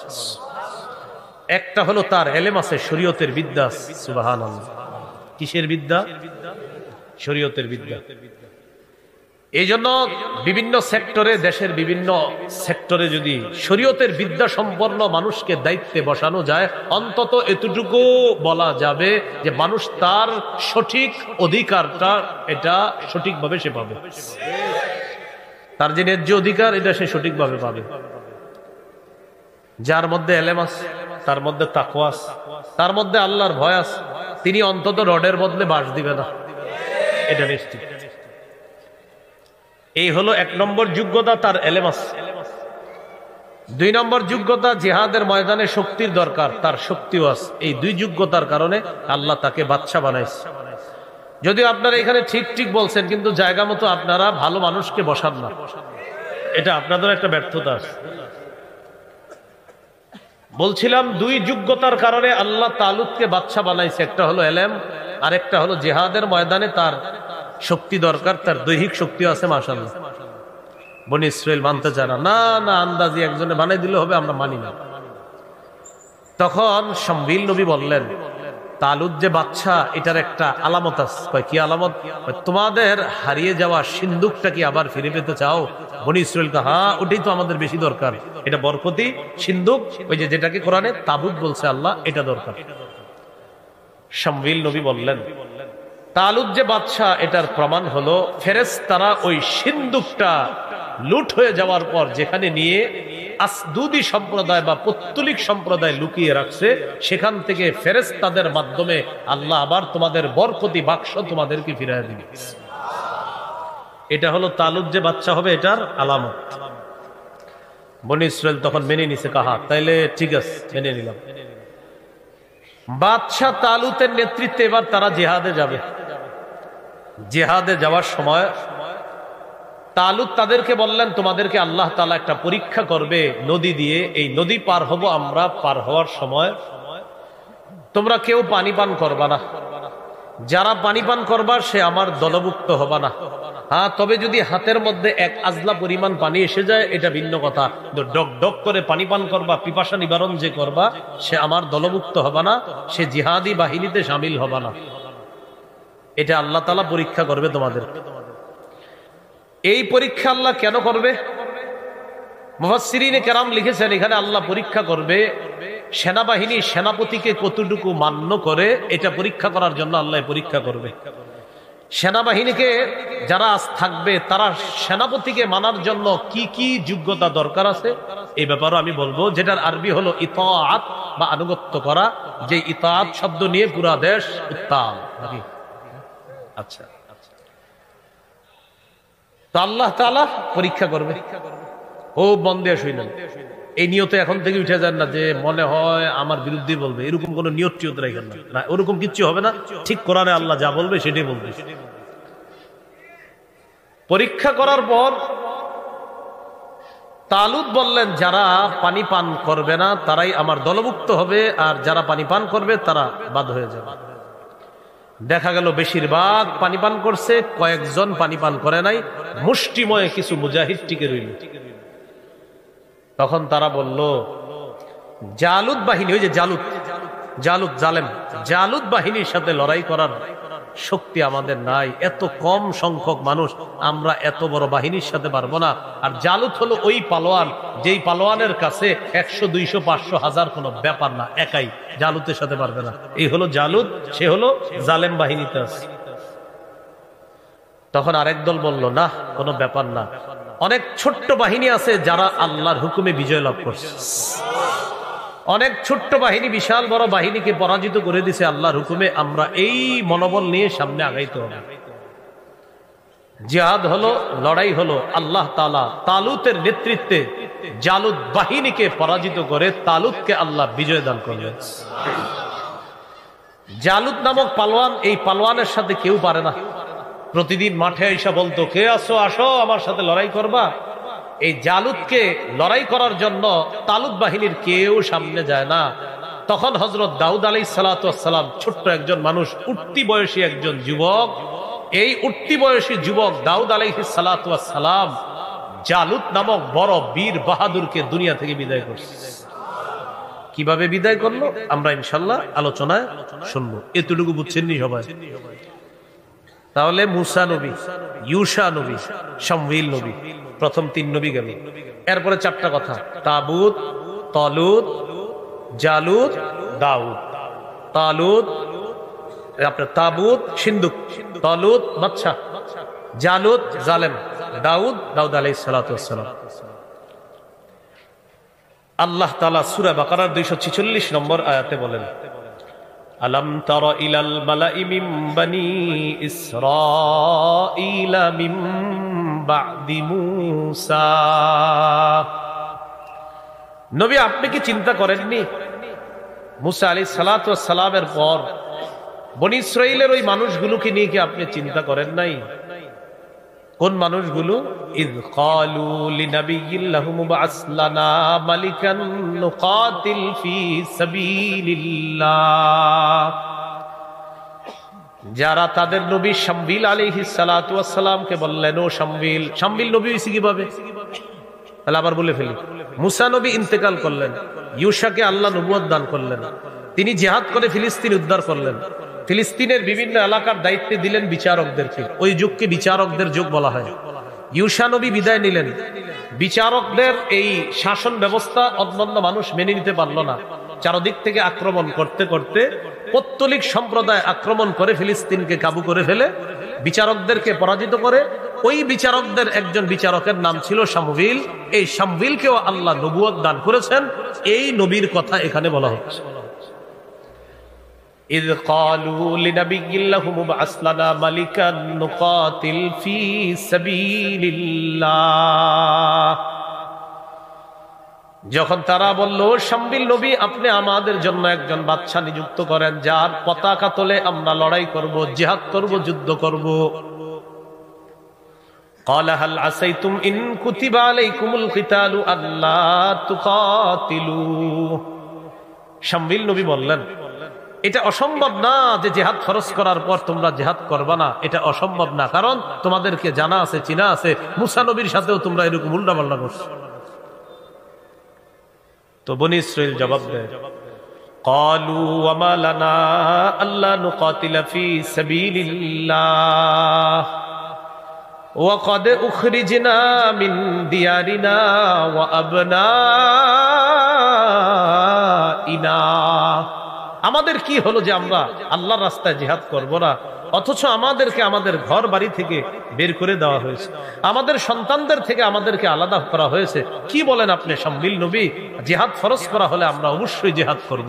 এটা বনী ইসরাইল জবাব দিল। কথা যে আমরা জিহাদ করব না, আমাদেরকে ঘর বাড়ি ছাড়া করা হয়েছে, আমরা জিহাদ করব না তো কারা করবে? আমাদের ঘর বাড়ি ফেরত চাই, আমাদের ফিলিস্তিন ফেরত চাই, আমাদের বাইতুল মুকদ্দাস ফেরত চাই, অবশ্যই আমরা লড়াই করব। যেই মাত্র জিহাদ ফরজ হয়েছে বেশিরভাগ পিছনে হটলো, না হুজুর আপনারা যান, আমরা ঘরে আছি। পুবাইলের ওলামায়ে কেরাম ডাকছে যে ইনশাআল্লাহ আগামীকাল সোহরাওয়ার্দী উদ্যানে যেতে হবে। তো আব্বা আম্মা ঘরে নিয়ে কয়, হুজুরে যাইলে যাক, তুই ঘরে বসে থাক। এমনি কিন্তু হাত তুলছিল সবাই যে আমরাও যাবো, সবাই হাত তুলছে। সবাই কি তুলছে? ওলামায়ে কেরামদেরকে হাত তুলে দেখাইছে, হুজুর ইনশাআল্লাহ আপনি সামনে থাকেন, আমরা পিছনে আছি, আপনি পিছনে তাকায় দেখেন না আছি কিনা, কিন্তু আপনি সামনে থাকেন। বনী ইসরাইল বলল শামবিল নবীকে, জিহাদ ফরজ করলে আমরা সবাই থাকবো। যেই মাত্র ফরজ করছে, আমগত একটু ওজোর আছে, সমস্যা আছে, বেশিরভাগ কিছু হটলো, সামান্য কিছু মানুষ টিকলো। মনে রাখবেন ওই সামান্য মানুষগুলাই জান্নাতি হয়। তো আল্লাহ তাআলা বলেন, আল্লাহু আলিমুম বিজ-জালিমিন, জালেমদের ব্যাপারে আল্লাহ সম্যক অবগত, সবচেয়ে বেশি জানেন আল্লাহ। জিহাদ ফরজ হওয়ার আগে যারা বলছে জিহাদ ফরজ হইলে আমরা জিহাদ করব, যেই মাত্র ফরজ হলো যারা ভেগে গেল, আল্লাহর ভাষায় তারা জালেম। তারা কি? জালেম। এখন এইখানে কথা হলো, আপনাদের জিহাদের নিয়ত আসেনি সবার? জিহাদের নিয়ত না থেকে যদি কেউ মারা যান, মুনাফিকি মৃত্যু হবে।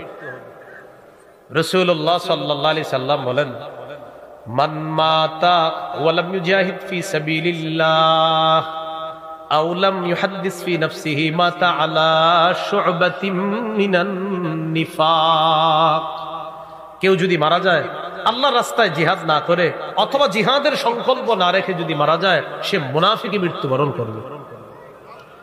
রাসূলুল্লাহ সাল্লাল্লাহু আলাইহি সাল্লাম বলেন, মান কাতালা ফি সাবিলিল্লাহি ফুওয়াকা নাকাতিন ওয়াজাবাত লাহুল জান্নাহ, ওটের দুধ দুইবার পান করলে যতটুকু সময়ের প্রয়োজন, এক ডুব দুই ডুব পান করলেন, বেশি সময় লাগবে না। নবীজি বলেন, এই পরিমাণ যদি কেউ আল্লাহর রাস্তায় লড়াই করে, তার জন্য আল্লাহর জান্নাত ওয়াজিব হয়ে যায়। এই পরিমাণ। তো জিহাদের নিয়ত আসেনি সবার? যদি বাংলাদেশের বিজ্ঞ মুফতিরা ফতোয়া দিয়ে ফেলে, তখন কি এরকম হবে? ওই যে এটা তাওয়াল্লাউ ইল্লা কালিলাম মিনহুম, তাহলে বলেন ইনশাআল্লাহ। আল্লাহ কবুল করেন। এবার তাদের দাবি হলো আমরা জিহাদ করব, শর্ত হলো একজন আমির লাগবে, একজন শাসক লাগবে, যাকে আমরা বাদশাহ মনে করব, আমির মনে করব, যার পতাকা তলে আমরা জিহাদ করব। শামবিল নবীকে আবদার করছিল। এবার শামবিল নবী কি বলে দেখেন, وقال لهم نبيهم إن الله قد بعث لكم طالوت ملكا। শামবিল নবী তাদেরকে বললেন, নিশ্চয়ই আল্লাহ তাআলা তোমাদের জন্য তালুতকে বাদশা হিসাবে নিয়োগ করছেন। কাকে? তালুত। তালুতকে আল্লাহ তাআলা বাদশা হিসাবে নিয়োগ দিয়েছেন, বাদশা হিসাবে নির্বাচন করেছেন তালুত। বনি ইসরাইল কয়, قالوا أنا يكون له الملك علينا ونحن أحق بالملك منه ولم يؤت سعة من المال। বনি ইসরাইল বলল, আন্না ইয়াকুনু লাহুল মুলকু আলাইনা, তার রাজত্ব আমাদের উপর কিভাবে হবে? ওয়া নাহনু আহাক্কু বিল মুলকি মিনহু, তার চেয়ে আমরা বেশি যোগ্য রাজত্বের। অথচ একটু আগে বলছে নবীরে, নবী আপনি যারে রাজা বানায়া দিবেন আমরা তাকেই মানবো। যেই মাত্র নবী বললেন আল্লাহ তালুত নামে একজনকে তোমাদের বাদশা বানাইছে, সেই তারা জবাব দিল, তালুতটা আবার কে? কোন তালুত? সে আবার কিসের যোগ্যতায় বাদশা হয়? সে আমাদের উপর কিভাবে বাদশাহী করবে? তোর এটা কোনো কথা? বাদশাহীর যোগ্য তার চেয়ে আমরা বেশি। এই কথা বলার পর তারা যুক্তি দিল, ওয়ালাম ইউতা সাআতাম মিনাল মাল, তার তো প্রচুর সম্পদ নাই, তাকে তো অনেক সম্পদের প্রাচুর্য দেওয়া হয় নাই, সে নেতা হবে কিভাবে, আমাদের নেতৃত্ব কিভাবে দিবে, তার তো সম্পদ নাই। তাহলে বনি ইসরাইলরা নেতৃত্বের মাপকাঠি বানাইলো সম্পদ হওয়াকে, অনেক টাকা পয়সা হওয়াকে। ঠিক না? মাশাআল্লাহ, একজন ওই পাশ থেকে বলছে আমরাও এটা বানাইছি। এই জন্য কি করবেন, যিনি নেতৃত্ব দিতে চায় তিনিও চিন্তা করে কত টাকা খরচ করা যায়। কারণ আপনারাও অপেক্ষায় থাকেন, অমুকের কাছে খামু 500, অমুকের 1000, অমুকের 2000, এরকম কিছু উল্টাপাল্টা মানুষের ওনারা বা কি করবেন? যারা দেয় তারা তো এই জন্য দেয় কারণ আপনাদের মাঝে একদল থাকে এইভাবে চা স্টলে বৈশা থাকে নির্বাচনের আগে এই নিয়তে যে প্রত্যেকে আসবে, সবার থেকে খামু, যারটা বেশি হবে এরই ভোট দিবে। এই তো সমস্যা আমাদেরও তো আছে। যিনি প্রতিনিধি হবে তার চেয়ে বেশি আমাদের সমস্যা, আমরাও চাই তিনি আমাদের পিছিয়ে বেশি খরচ করুক না। আপনার তো উচিত ছিল একজন যোগ্য মানুষকে নেতৃত্বে বসানো। কেন টাকা পয়সার সম্পর্কটা কেন হলো? তো বলতেছে ওয়ালাম ইউতা সাআতাম মিনাল মাল। বনি ইসরাইল বলে, আরে কারে তুমি শাসক বানায় দিলা, বাদশা বানায় দিলা, নেতা বানায় দিলা, ওর তো টাকা পয়সাও নেই। শামবিল নবী জবাব দিলেন, قال إن الله اصطفاه عليكم, নিশ্চয়ই আল্লাহ তালুতকে তোমাদের উপর নির্বাচন করেছেন। ওয়াজাদাহু বাসতান ফিল ইলমি ওয়াল জিসম, আল্লাহ তাআলা তাকে এলেমে এবং শরীরে তোমাদের চেয়ে অনেক বেশি দান করেছেন। প্রচুর এলেম দান করছেন, আর হলো তার দৈহিক শক্তি আল্লাহ তাকে দান করেছেন। প্রথমটা হলো প্রচুর এলেম আল্লাহ তাআলা তাকে দান করেছেন। এই জন্য প্রিয় মুসলমান ভাইয়ারা, এখনো আল্লাহওয়ালা যার কলবের মধ্যে এলেম আছে, যার কলবে আল্লাহর ভয় আছে, এই জাতীয় মানুষগুলাকে উচিত আমাদের তাদেরকে বের করে তাদের হাতে আমাদের দায়িত্বটা দিয়ে অন্তত যেন আমরা আমাদের আমানতগুলা সঠিকভাবে পাই, গরিব যেন তার সঠিক আমানতটা তার হাতে পায়। কোরআনের এলেম যার মধ্যে থাকবে, হাদিসের এলেম যার মধ্যে থাকবে, ও কখনো উল্টাপাল্টা করবে না, এটা আমরা বিশ্বাস করি ইনশাআল্লাহ। এই কথা বলার পর তিনি বললেন, দেখো এইগুলা বইলা লাভ নাই, আল্লাহু ইউতি মুলকাহু মাইয়াশা, আল্লাহ যাকে ইচ্ছা তাকে রাজত্ব দান করেন। তার টাকা পয়সা নাই তো কি হয়েছে, আল্লাহ চেয়েছে তাকে রাজত্ব দান করেছেন, এই যুক্তি তোমরা আর দিও না। আল্লাহু ওয়াসিউন আলিম, আল্লাহ প্রচুর দান করেন, আল্লাহ প্রশস্ত দাতা, আল্লাহ প্রাচুর্যের অধিকারী, আলিম, আল্লাহ সর্বজ্ঞানী। এখন বনি ইসরাইল বলতেছে, আচ্ছা ঠিক আছে বুঝলাম সব, তালুতরে আমরা মেনে নিতে পারতেছি না, আমাদের আসলে মন চাইতেছে না, এরপরেও আর কোন দলিল আছে আপনার কাছে যে তালুত যে বাদশা হবে আমাদের? এই কথা বলার পর শামবিল নবী বললেন, হ্যাঁ একটা দলিল আছে, যে দলিলটা তোমরাও খুব খুশি হবা। কয় কি দলিল? وقال لهم نبيهم إن آية ملكه أن يأتيكم التابوت فيه سكينة من ربكم وبقية مما ترك آل موسى وآل هارون تحمله الملائكة তালুত বাদশাহ, এই বাদশাহীর আলামত হলো তোমাদের কাছে তোমাদের সিন্দুক ফিরে আসবে, তোমাদের তাবুত, তাবুত মানে সিন্দুক, তোমাদের ওই সিন্দুক ফিরে আসবে। ফিহি সাকিনাতুম মির রাব্বিকুম, যে সিন্দুকের মধ্যে তোমাদের রবের পক্ষ থেকে সাকিনা আছে, প্রশান্তি আছে, নিয়ামত আছে, তাওরাত আছে। ওয়া বাকিয়াতুম মিম্মা তারাকা আলু মুসা ওয়া আলু হারুন, যে সিন্দুকের মধ্যে মুসা নবীর রেখে যাওয়া অনেক স্মৃতি আছে, হারুন নবীর অনেক স্মৃতি আছে। তাহমিলুহুল মালাইকা, টেনশন করো না, ফেরেশতারা বহন করে সিন্দুক তোমাদের কাছে দিয়ে যাবে। ইন্না ফি যালিকা লাআয়াতাল লাকুম ইন কুনতুম মুমিনিন, যদি তোমরা মুমিন হও এটার মধ্যে তোমাদের জন্য নিদর্শন রয়েছে। আল্লাহর কুদরতে সিন্দুক যারা লুট করেছিল ওই সম্প্রদায় পত্তলিকদের মধ্যে একটা গোষ্ঠীর নাম ছিল আসদুদি। কি নাম? এই আসদুদি সম্প্রদায় ওই সিন্দুকটা লুট করে এক জায়গায় লুকিয়ে রাখছিল। ফেরেশতারা সেখান থেকে আইনা সিন্দুক বা তাবুত বা মুসা নবীর স্মৃতি বিজড়িত ওই বরকতগুলা, আল্লাহর বরকত সমৃদ্ধ ওই বাক্সটা বনি ইসরাইলের কাছে ফেরেশতারা আবার ফেরত দিয়ে গেছে, যেটা তারা সামনে রেখা জিহাদ করে বরকত মনে করে। তাহলে এখন কি হয়ে গেল? আপনার নেতা পেয়ে গেল, বরকতি সিন্দুক পেয়ে গেল, রয়ে গেল জিহাদ। নেতা পাইলো তালুতকে, সিন্দুক পাইলো তাবুতকে। নেতা তালুত, সিন্দুক তাবুত। তাহলে নেতৃত্ব দিবে কে বলেন তো? তালুত।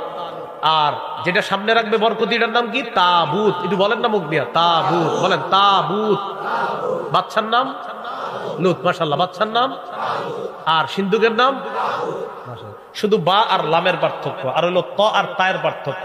তলুত তাবুত, এই আর কি। হ্যাঁ, তাহলে দুইটা জিনিস হলো, নেতৃত্ব হয়ে গেল, সিন্দুক হয়ে গেল। এবার পালা জিহাদে ময়দানে যাবার। জিহাদের ময়দানে রওনা করছে সৈন্যদেরকে নিয়ে তালুত। আল্লাহ তাআলা বলেন, ফালাম্মা ফাসালা তালুতু বিল জুনুদি ক্বালা ইন্নাল্লাহা মুবতালিকুম বিনাহার। তালুত যখন সৈন্যদেরকে নিয়ে রওনা করলেন, তালুত হঠাৎ বললেন, ইন্নাল্লাহা মুবতালিকুম বিনাহার, আল্লাহ তাআলা তোমাদেরকে নদী দ্বারা পরীক্ষা করবেন।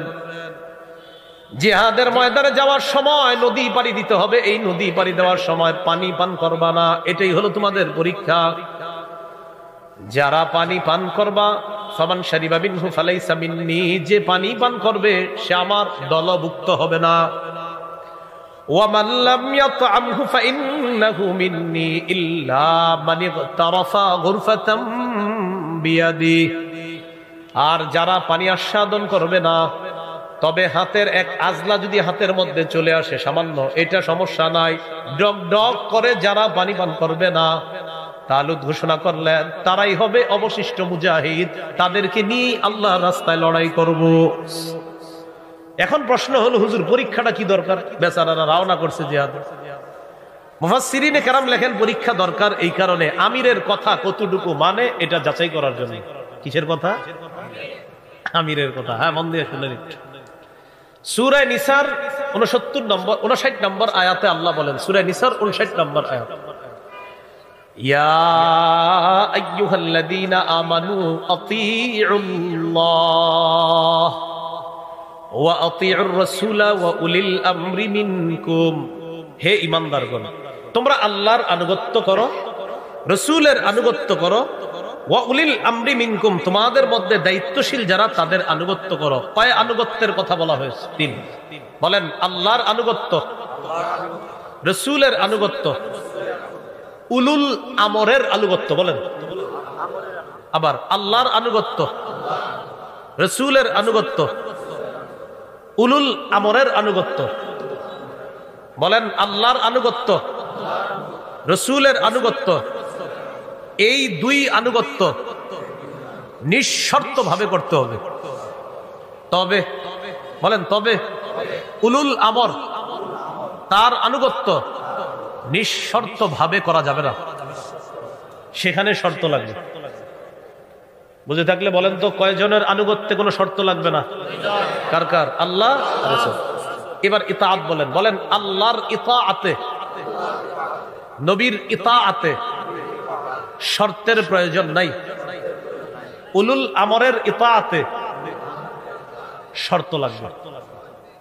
কি শিখলাম? আল্লাহর ইতাআত নিঃশর্তভাবে করব, রাসূলের ইতাআত নিঃশর্তভাবে করব, কিন্তু উলুল আমরের ইতাআত নিঃশর্তভাবে করা যাবে না। তাহলে মাথায় প্রশ্ন আসতেছে আপনাদের, হুজুর তাহলে শর্তগুলা কি? আসেনি? আচ্ছা আচ্ছা। উলুল আমর বলা হয় দায়িত্বশীল যিনি হবেন, তিনি শাসক হতে পারে, রাষ্ট্রীয় নেতা হতে পারে, তিনি এই মাদ্রাসার দায়িত্বশীল বড় কেউ হতে পারে। যে কোনো কাজের আঞ্জাম দেওয়ার জন্য দায়িত্বশীল কেউ উলুল আমর বলা হয়, দেশের শাসককেও উলুল আমর বলা হবে, বড় কোনো জামাতের যিনি নেতৃত্ব দিবে তাকেও উলুল আমর বলা হবে। এখন এই বড় জামাতের আমির যিনি হবেন তার উলুল আমরি বা তিনি যে আমির হবেন, আমির হওয়ার পর তার ইতাআত বা তার আনুগত্য করা যাবে কিনা? আমাদের কথা হলো তার আনুগত্য করা যাবে, তবে শর্ত সহ। কি সহ? হ্যাঁ, এবার আমার সাথে বলেন, আল্লাহ এবং রাসূল ছাড়া অন্য যে কোনো কারো আনুগত্য করতে গেলে মৌলিকভাবে তিনটি নীতিমালা জানতে হবে। বুঝে থাকলে বলেন তো আল্লাহর আনুগত্যে শর্ত আছে, নবীর আনুগত্যে শর্ত আছে। আল্লাহ নবী ছাড়া অন্যের আনুগত্যে মৌলিক কয়টি নীতিমালা লাগবে? তিনটি নীতিমালা লাগবে। বলেন, এক, দায়িত্বশীল ব্যক্তি যতক্ষণ নাফরমানির হুকুম না দিবে ততক্ষণ তার আনুগত্য করা যাবে। কোন নাফরমানির কথা না বললে তার আনুগত্য করা যাবে, এটা প্রথম নীতিমালা। নীতিমালা নাম্বার 2, তাহলে 1 নাম্বার নীতিমালা হলো আল্লাহ আল্লাহ রাসূল ছাড়া যার আনুগত্য করব আমরা, এই আনুগত্য যার করব সে কোন নাফরমানির হুকুম যতক্ষণ না দিবে তার ইতাআত করব, তার আনুগত্য করব, প্রথম নীতিমালা। দ্বিতীয় নীতিমালা হলো যিনি আমাদের দায়িত্বশীল হবেন তার যোগ্যতা হবে দিনদারিতা, আমানতদারিতা, আল্লাহ ভীরুতা, বংশীয় কোনো যোগ্যতা হবে না। হইলে ভালো, বংশীয় যোগ্যতা হইলে ভালো, কিন্তু বংশীয় যোগ্যতা শর্ত না। শর্ত হলো আল্লাহ ভীরুতা, দিনদারিতা, আমানতদারিতা, এটা দ্বিতীয় নীতিমালা। তিনি দেখতে যদি কালো হয়, তিনি যদি গোলামও হয়, তাহলেও তার আনুগত্য করতে হবে, কারণ তিনি আল্লাহকে ভয় করে, তিনি দিনদার। এটা দ্বিতীয় নীতিমালা। নীতিমালা নাম্বার 3, বলেন কারো অন্ধ অনুকরণ করা যাবে না। এই 3 নীতিমালা মুখস্থ রাখতে হবে। আল্লাহ আল্লাহ নবী ছাড়া আমরা যার আনুগত্য করব, নাম্বার 1, গুনাহের হুকুম না দিলে তার আনুগত্য করব।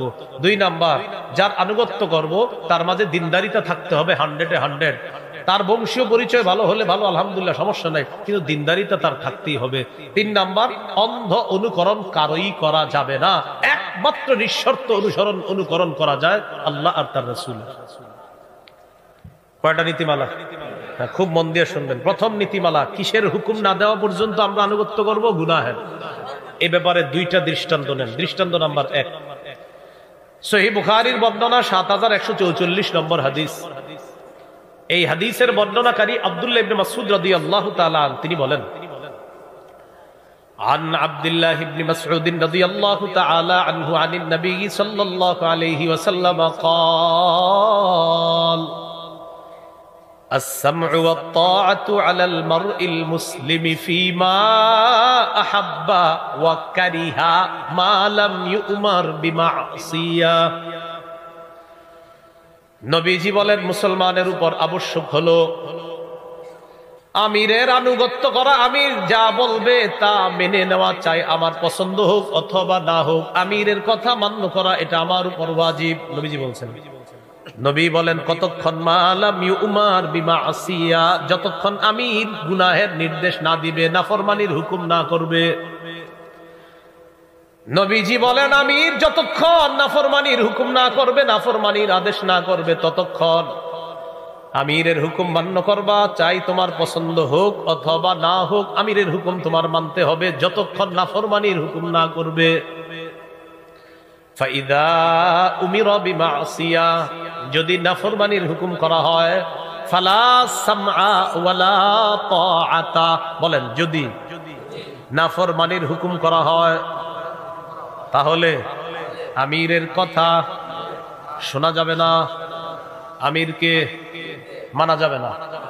তাহলে নাফরমানির কথা বললে লা সামআ, তার কথা শোনা যাবে না, ওয়ালা তাআতা, তার আনুগত্য করা যাবে না। দৃষ্টান্ত নাম্বার 2, সহিহ বুখারীর বর্ণনা 4343 নম্বর হাদিস। এই হাদিসটি বলার পর আপনারা গল্পের মতো মুখস্থ রাইখা আরো 10 জনকে বুঝাইবেন আমার বয়ানের পরে। এই হাদিসটা আগে শোনেন, এটা দিয়ে আরো 10 জনকে বুঝাইতে হবে আপনাদের। আলী রাদিয়াল্লাহু তাআলা আনহুর বর্ণনা, খুব মন দিয়ে শোনেন। বাআসান নবী সাল্লাল্লাহু আলাইহি ওয়াসাল্লাম সারিয়া, আল্লাহ নবী একটা সেনাবাহিনী প্রেরণ করলেন। ওয়াস্তা'মালা আলাইহিম রাজুলাম মিনাল আনসার, সেনাবাহিনীর সেনাপতি নিযুক্ত করলেন একজন আনসারী সাহাবীকে। সেনাবাহিনী পাঠাইলেন, সেনাবাহিনীর সেনা প্রধান বানাইলেন একজন আনসারী সাহাবীকে। তো বানানোর পর নবীজি পাঠিয়ে দিলেন সেনাবাহিনী। ওয়া আমারাহুম আইয়ুতিউ, নবী আদেশ করলেন তোমাদের সেনাবাহিনীর প্রধান যিনি আছেন সেনাপতি, তিনি যা বলবে তা তোমরা মানবা। আমি আবার বলছি, নবী একটা সেনাবাহিনী পাঠাইলেন, একজনকে সেনাপতি বানাইলেন। সেনাবাহিনীর যার সদস্য যারা আছে তাদেরকে বললেন, শোনো আমি নবী বলে দিলাম, সেনাপতি তোমাদেরকে যা বলবে তোমরা তাই শুনবা। এতটুকু বুঝে আসছেন সবাই? আচ্ছা, সেনাবাহিনী গেছে, সেনাপতির অধীনে যুদ্ধ করবে। এটা কোনো বানানো গল্প নয়, সহিহ বুখারীর 4343 নম্বর হাদিস। তো এই হাদিসের মধ্যে আসছে সেনাবাহিনী গেছে, জানানোর পর সেনাপতি কি করলো, কোনো কারণে রাগ করছে সেনাবাহিনীর উপর। সেনাপতি রাগ করছে, গদিবা রাগ করছে, এমন রাগ করছে, রাগ করার এক পর্যায়ে সেনাবাহিনীর প্রধান যিনি সেনাপতি আনসারী সাহাবী, তিনি বললেন, আচ্ছা তোমাদের কি মনে আছে নবীজি বলছে আমার আনুগত্য করতে? হ্যাঁ মনে আছে। আলাইসা কদ আমারাকুম রাসূলুল্লাহ সাল্লাল্লাহু আলাইহি সাল্লাম আন তুতিউনি, নবী কি বলে নাই আমার আনুগত্য করার জন্য? সবাই বললেন, হ্যাঁ নবী তো বলছে আমরা যেন আপনার আনুগত্য করি, তাহলে আমি যা বলবো তা শুনবা তো? তো বলতেছে হ্যাঁ শুনবো, কারণ আপনি আমির, শুনতে হবে। তখন তিনি বললেন, এই যে মাউলি হাতাবা, কিছু কাঠ সংগ্রহ করে নিয়ে আস। কি? লাকড়ি, বলেন লাকড়ি। তো সেনাবাহিনী তারা লাকড়ি সংগ্রহ করে আনছে, আনার পর বলতেছে আউকিদুহা নারা, এই লাকড়িগুলোর মধ্যে আগুন লাগায়া দাও। আগুন লাগায় দিছে, ফাওকাদুহা, আগুন লাগিয়ে দিছে। আগুন লাগানোর পর আমির সাহেব সেনাবাহিনীদেরকে বলতেছে উদখুলুহা, তোমরা আগুনে ঝাঁপ দাও। কোথায় ঝাঁপ দাও? ভাই আপনারা বুঝতেছেন? এটা গল্পের মতো মুখস্থ রাখবেন। বলছি আমি সত্যি আপনার জীবনে চলার জন্য মাইল ফলক একটা হাদিস, যে আপনি আসলে কি করবেন এই সময়, আলেমদের কথা কি মানবেন না মানবেন না, এটার জন্য আপনার জন্য শ্রেষ্ঠ একটা শিক্ষা এটা। নবী বলছেন আমির যা বলবে তা শুনবা। আমির সাহেব গেছেন, যাওয়ার পর কোনো কারণে রাগ করছে, রাগ করার পর নবীর সাহাবীদেরকে সেনাবাহিনীদেরকে বলতেছে, নবী কি বলে নাই আমার কথা শোনার জন্য? বলতেছে হ্যাঁ, যাও লাকড়ি নিয়ে আসো। আনছে, আনার পর কয় আগুন জ্বালাও। জ্বালিয়েছে, জ্বালার পর বলতেছে উদখুলুহা, আমি হুকুম করলাম সবাই আগুনে ঝাঁপ দাও। তাহলে আমিরের হুকুম কোথায়? ঝাঁপ দেওয়া, আগুনে। এই কথা বলার পর ফাহাম্মু, সাহাবায়ে কেরাম রেডি হয়ে গেছে, সেনাবাহিনীর সবাই রেডি হয়েছে ঝাঁপ দিবে আগুনে। হাম্মু, সবার পুরা মানসিক প্রস্তুতি যে আমরা মানতে হবে তার কথা। যখন ঝাঁপ দিবে, ঝাঁপ দেওয়ার সময় দেখেন আমার দিকে, ফাজআলা ইউমসিকু বাদুহুম বাদ, একজন আরেকজন এভাবে ধরে আর বলে, ঘটনা কি? আসলে ঝাঁপ দিব? একজন আরেকজন বলে, আসলে কি আগুনে ঝাঁপ দিব আমরা? একজন আরেকজনকে বলতেছে ফারারনা মিনান নারি ইলা রাসূলিল্লাহ, আরে জাহান্নামের আগুন থেকে বাঁচার জন্যই তো নবীর কাছে আসলাম, ইসলাম গ্রহণ করলাম। সেই নবীর কাছে আইসা নবী কি কখনো আমিরের হুকুম মানামানি আমগরে আগুনে ঝাঁপ দিতে বলবে? এটা তো আমার বিশ্বাস হচ্ছে না। একজন আরেকজনকে বলতেছে আগুন থেকে বাঁচার জন্য যেই নবীর কাছে আসলাম, সেই নবী আমিরের কথা মানতে গিয়ে আগুনে ঝাঁপ দেওয়ার পক্ষে থাকবে, এটা আমার মনে হচ্ছে না। একজন আরেকজন বলতেছে না না, নবী মনে হয় আমিরের হুকুম মানামানি কি আগুনেও ঝাঁপ দিব, এটা মনে হয় নবী বলতে পারে না, কারণ আর আমরা তো আগুন থেকে বাঁচার জন্য আসছি, এই আগুনে আবার কেন ঝাঁপ দিব? এইগুলা আপোষের মধ্যে বলা বলি করতেছে। হাত্তা খমাদাতিন নার, ইতিমধ্যে এগুলা বলতে বলতে আগুন নিভে গেছে, আগুনটা নিভে গেছে। ওয়াসাকানা গদবুহু, আমির সাহেবের রাগও কমে গেছে। নেতা যিনি, তার রাগ, সেনাপতির রাগ কমে গেছে। রাগ কমে যাওয়ার পর যাই হোক আর আগুনে ঢুকা লাগলো না। ফাবালাগান নবী সাল্লাল্লাহু আলাইহি সাল্লাম, ঘটনাটা নবীজির কাছে গেছে। হুজুর এমন এমন একটা ঘটনা, যাই হোক সাহাবায়ে কেরাম কোনো কারণে আপোষের মধ্যে কথা বলতে বলতে আগুনে ঝাঁপ দিবে কি দিবে না এই সিদ্ধান্ত নিতে নিতে আগুন নিভে গেছে। হুজুর এবার বলেন তো আসলে কি আগুনে ঝাঁপ দেওয়া উচিত ছিল আমিরের কথা মাই না? নবীজি বললেন, যদি তোমরা আগুনে ঝাঁপ দিতা কিয়ামত পর্যন্ত সে আগুন থেকে আর বের হতে পারত না।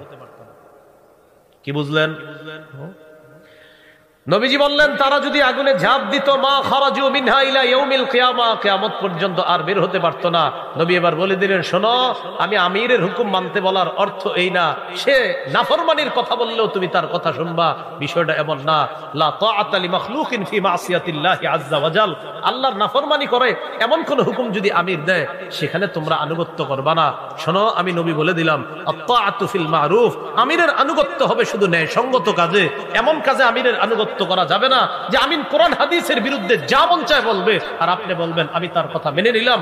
সারা দুনিয়ার আলেম বলতেছেন না এটা সঠিক না, এরপরেও যদি আপনার মনে হয় না আমার আমিরেরটাই সঠিক, আল্লাহর কসম আপনি ভুল পথে আছেন, ভুল পথে আছেন। আপনার হাতে পায়ে ধরে বলছি, আপনি ফিরে আসেন, আপনি ফিরে আসেন। আমি তো বললাম ওই যে ওই মহব্বতে নবী আপনারে আগুন থেকে বাঁচানোর চেষ্টা, নবীজি চেষ্টা করতে আসছে। নবীর ওয়ারিস উলামায়ে কেরাম আপনাদেরকে মহব্বত করে আগুন থেকে বাঁচাইতে চায়, তাই কোনো গুমরাহির পথে আপনারা থাকবেন না। আল্লাহ আমাদেরকে বুঝার তৌফিক দান করে। এই হলো আমির আনুগত্যের প্রথম নীতিমালা, নাফরমানির হুকুম না করা পর্যন্ত আমিরের কথা মানা যাবে। এই হাদিসটা গল্পের মতো করে আরো কয়েকজনে বলতে পারবেন না ইনশাআল্লাহ? বলার পর বলবেন ভাই দলিল সাধারণ কিতাব না, কোরআনের পরে সবচেয়ে বিশুদ্ধ কিতাব বুখারী 4343। মাশাআল্লাহ মাশাআল্লাহ, ঠিক আছে ঠিক আছে। এবার আসেন 43, 4343, 4343, আপনি আরো সুন্দর বলছেন। হ্যাঁ, নীতিমালা নাম্বার 2, যদি কোনো কালো গোলামও আমাদের আমির হয়ে যায় আর তার মধ্যে যদি দিনদারিতা থাকে, তাকওয়া থাকে, আল্লাহ বিরুতা পরহেজগারিতা থাকে, তার অনুসরণ করতে হবে। সুবহানাল্লাহ। সহিহ মুসলিমের হাদিস 1838 নম্বর হাদিস।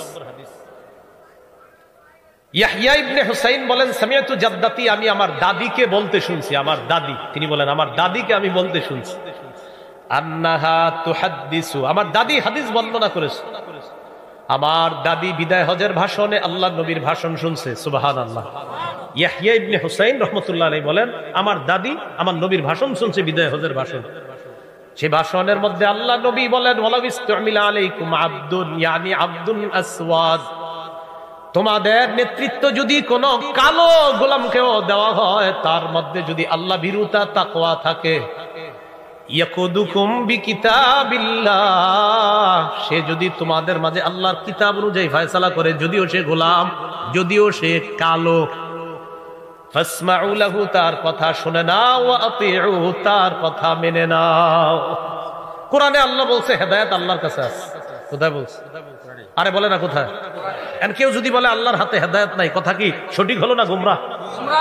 কথার কথা বললাম, কোরআনে হেদায়েত আল্লাহর হাতে, আল্লাহ তাআলার হাতে হেদায়েত আল্লাহ তাআলা বলে দিয়েছেন। এন্ড কেউ যদি বলে যে আল্লাহর হাতে হেদায়েত নাই, এটা নিঃসন্দেহে গুমরাহি পথ, ভ্রষ্ট কথা।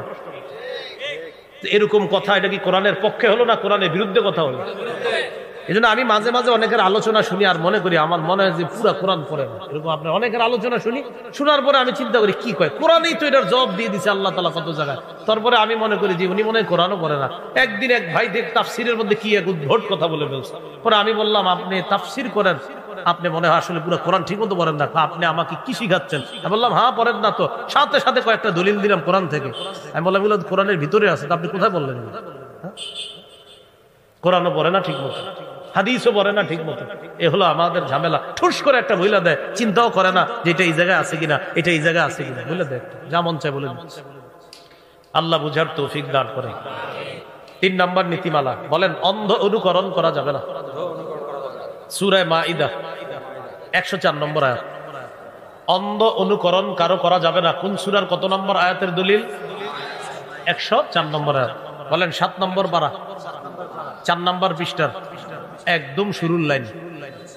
এই হাফিজি কোরআন মাজিদ অনুযায়ী 7 নম্বর পারার 4 নম্বর পৃষ্ঠার শুরুর লাইন, সূরা মাইদা 104 নম্বর আয়াত। আল্লাহ তাআলা বলেন, وَإِذَا قِيلَ لَهُمْ تَعَالَوْا إِلَى مَا أَنزَلَ اللَّهُ وإلى الرسول قالوا حسبنا ما وجدنا عليه آباءنا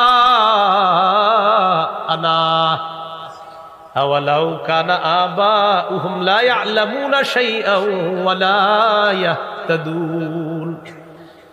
একদল মানুষ আছে যখন তাদেরকে বলা হয় তাআলাও আসো ইলা মা আনজালাল্লাহ, আল্লাহ তাআলা যা নাজিল করছেন এই দিকে আসো, ওয়া ইলার রাসূল, রাসূলের কাছে তোমরা আসো, ক্বালু হাসবুনা মা ওয়াজাদনা আলাইহি আবাআনা, তখন তারা বলে আমাদের বাপ দাদাদেরকে যেই কাজের উপর পেয়েছি এটাই আমাদের জন্য দলিল, এটাই যথেষ্ট। যদি বলে কোরআনের দিকে আসো, হাদিসের দিকে আসো, তখন বলে ওয়াজাদনা হাসবুনা, এটাই যথেষ্ট, মা ওয়াজাদনা আলাইহি আবাআনা, আমাদের বাপ দাদাদেরকে যেই কাজ করতে পেয়েছি এটাই আমাদের জন্য যথেষ্ট। আল্লাহ তাআলা বলেন আওয়ালাউ কানা আবাউহুম লা ইয়ালামুনা শাইআন ওয়া লা ইয়াহতাদুন, তাদের বাপদাদারা যদি কোনো জ্ঞান না রাখে, তাদের বাপদাদারা যদি হেদায়েত না পেয়েও থাকে, তারপরেও কি তাদের অনুসরণ করবে? আল্লাহ প্রশ্ন রাখছে যে এটা কেমন কথা, তোমার বাপদাদার যদি এলেম না থাকে, তোমার বাপদাদার যদি হেদায়েত না থাকে, তাও তুমি তার অনুসরণ করবা? এখানে একটা কথা বলি, আমরা এই ওয়াজ করলে আবার আমাদেরকে বলে আপনারা আকাবির মানেন কেন? আমাদের আকাবিরদের এলেম আছে তাই মানি।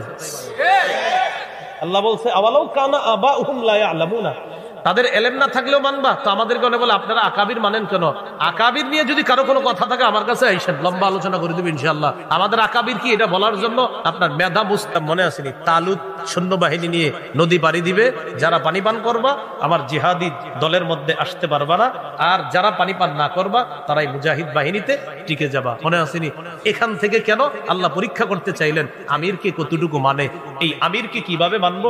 সেখানে আমরা বলছিলাম মান্য করার ক্ষেত্রে একজন হলেন আল্লাহ, আরেকজন হলেন মুহাম্মদ সাল্লাল্লাহু আলাইহি সাল্লাম, তাদের দুইজনকে আমরা মানবো কোন রকম শর্ত ছাড়া। এছাড়া আর যত আমির হবে, এই হবে সেই হবে, শর্ত থাকতে হবে তাকে মানার জন্য। তিনি যদি নাফরমানির হুকুম করে তার কথা মানার কোনো প্রশ্নই আমাদের আসে না। তো এবার দেখেন কি বলে, ফালাম্মা জাওয়াযাহু হুয়া ওয়াল্লাযীনা আমানু মাআহু ফাশারিবু মিনহু ইল্লা কালিলাম মিনহুম, স্বল্প সংখ্যক ছাড়া বাকি সবাই পানি পান করলো, এর মানে বেশিরভাগ বাদ পড়ে গেল, কিছু টিকে গেল। ফালাম্মা জাওয়াযাহু হুয়া ওয়াল্লাযীনা আমানু মাআহু ক্বালু লা তাকাতা লানাল ইয়াওমা বিজালুতা ওয়া জুনুদি, তালুত এবং তার সাথে ইমানদাররা যখন নদী পাড়ি দিয়ে ওপারে চলে যায়, ইমানদাররা বলতে লাগলো লা তাকাতা লানাল ইয়াওমা বিজালুতা ওয়া জুনুদি, জালুত এবং তার সৈন্যবাহিনীর সাথে পারার মতো শক্তি আজকে আমাদের নাই। বলতে লাগলো এইরকম মানুষ আমরা পারবো? ক্বালাল্লাযীনা ইয়াযুন্নুনা আন্নাহুম মুলাকুল্লাহ, যারা এই বিশ্বাস করে তারা আল্লাহর সাথে সাক্ষাৎ করবে, তারা বললেন কাম মিন ফিআতিন কালিলাতিন গালাবাত ফিআতান কাসীরাতাম বিইজনিল্লাহ, কত ছোট্ট বাহিনী আল্লাহর হুকুমে কত বড় বাহিনীকে পরাজিত করেছে। বদরের যুদ্ধে ৩১৩ জন হাজার বাহিনীর সশস্ত্র বাহিনীকে পরাজিত করছে।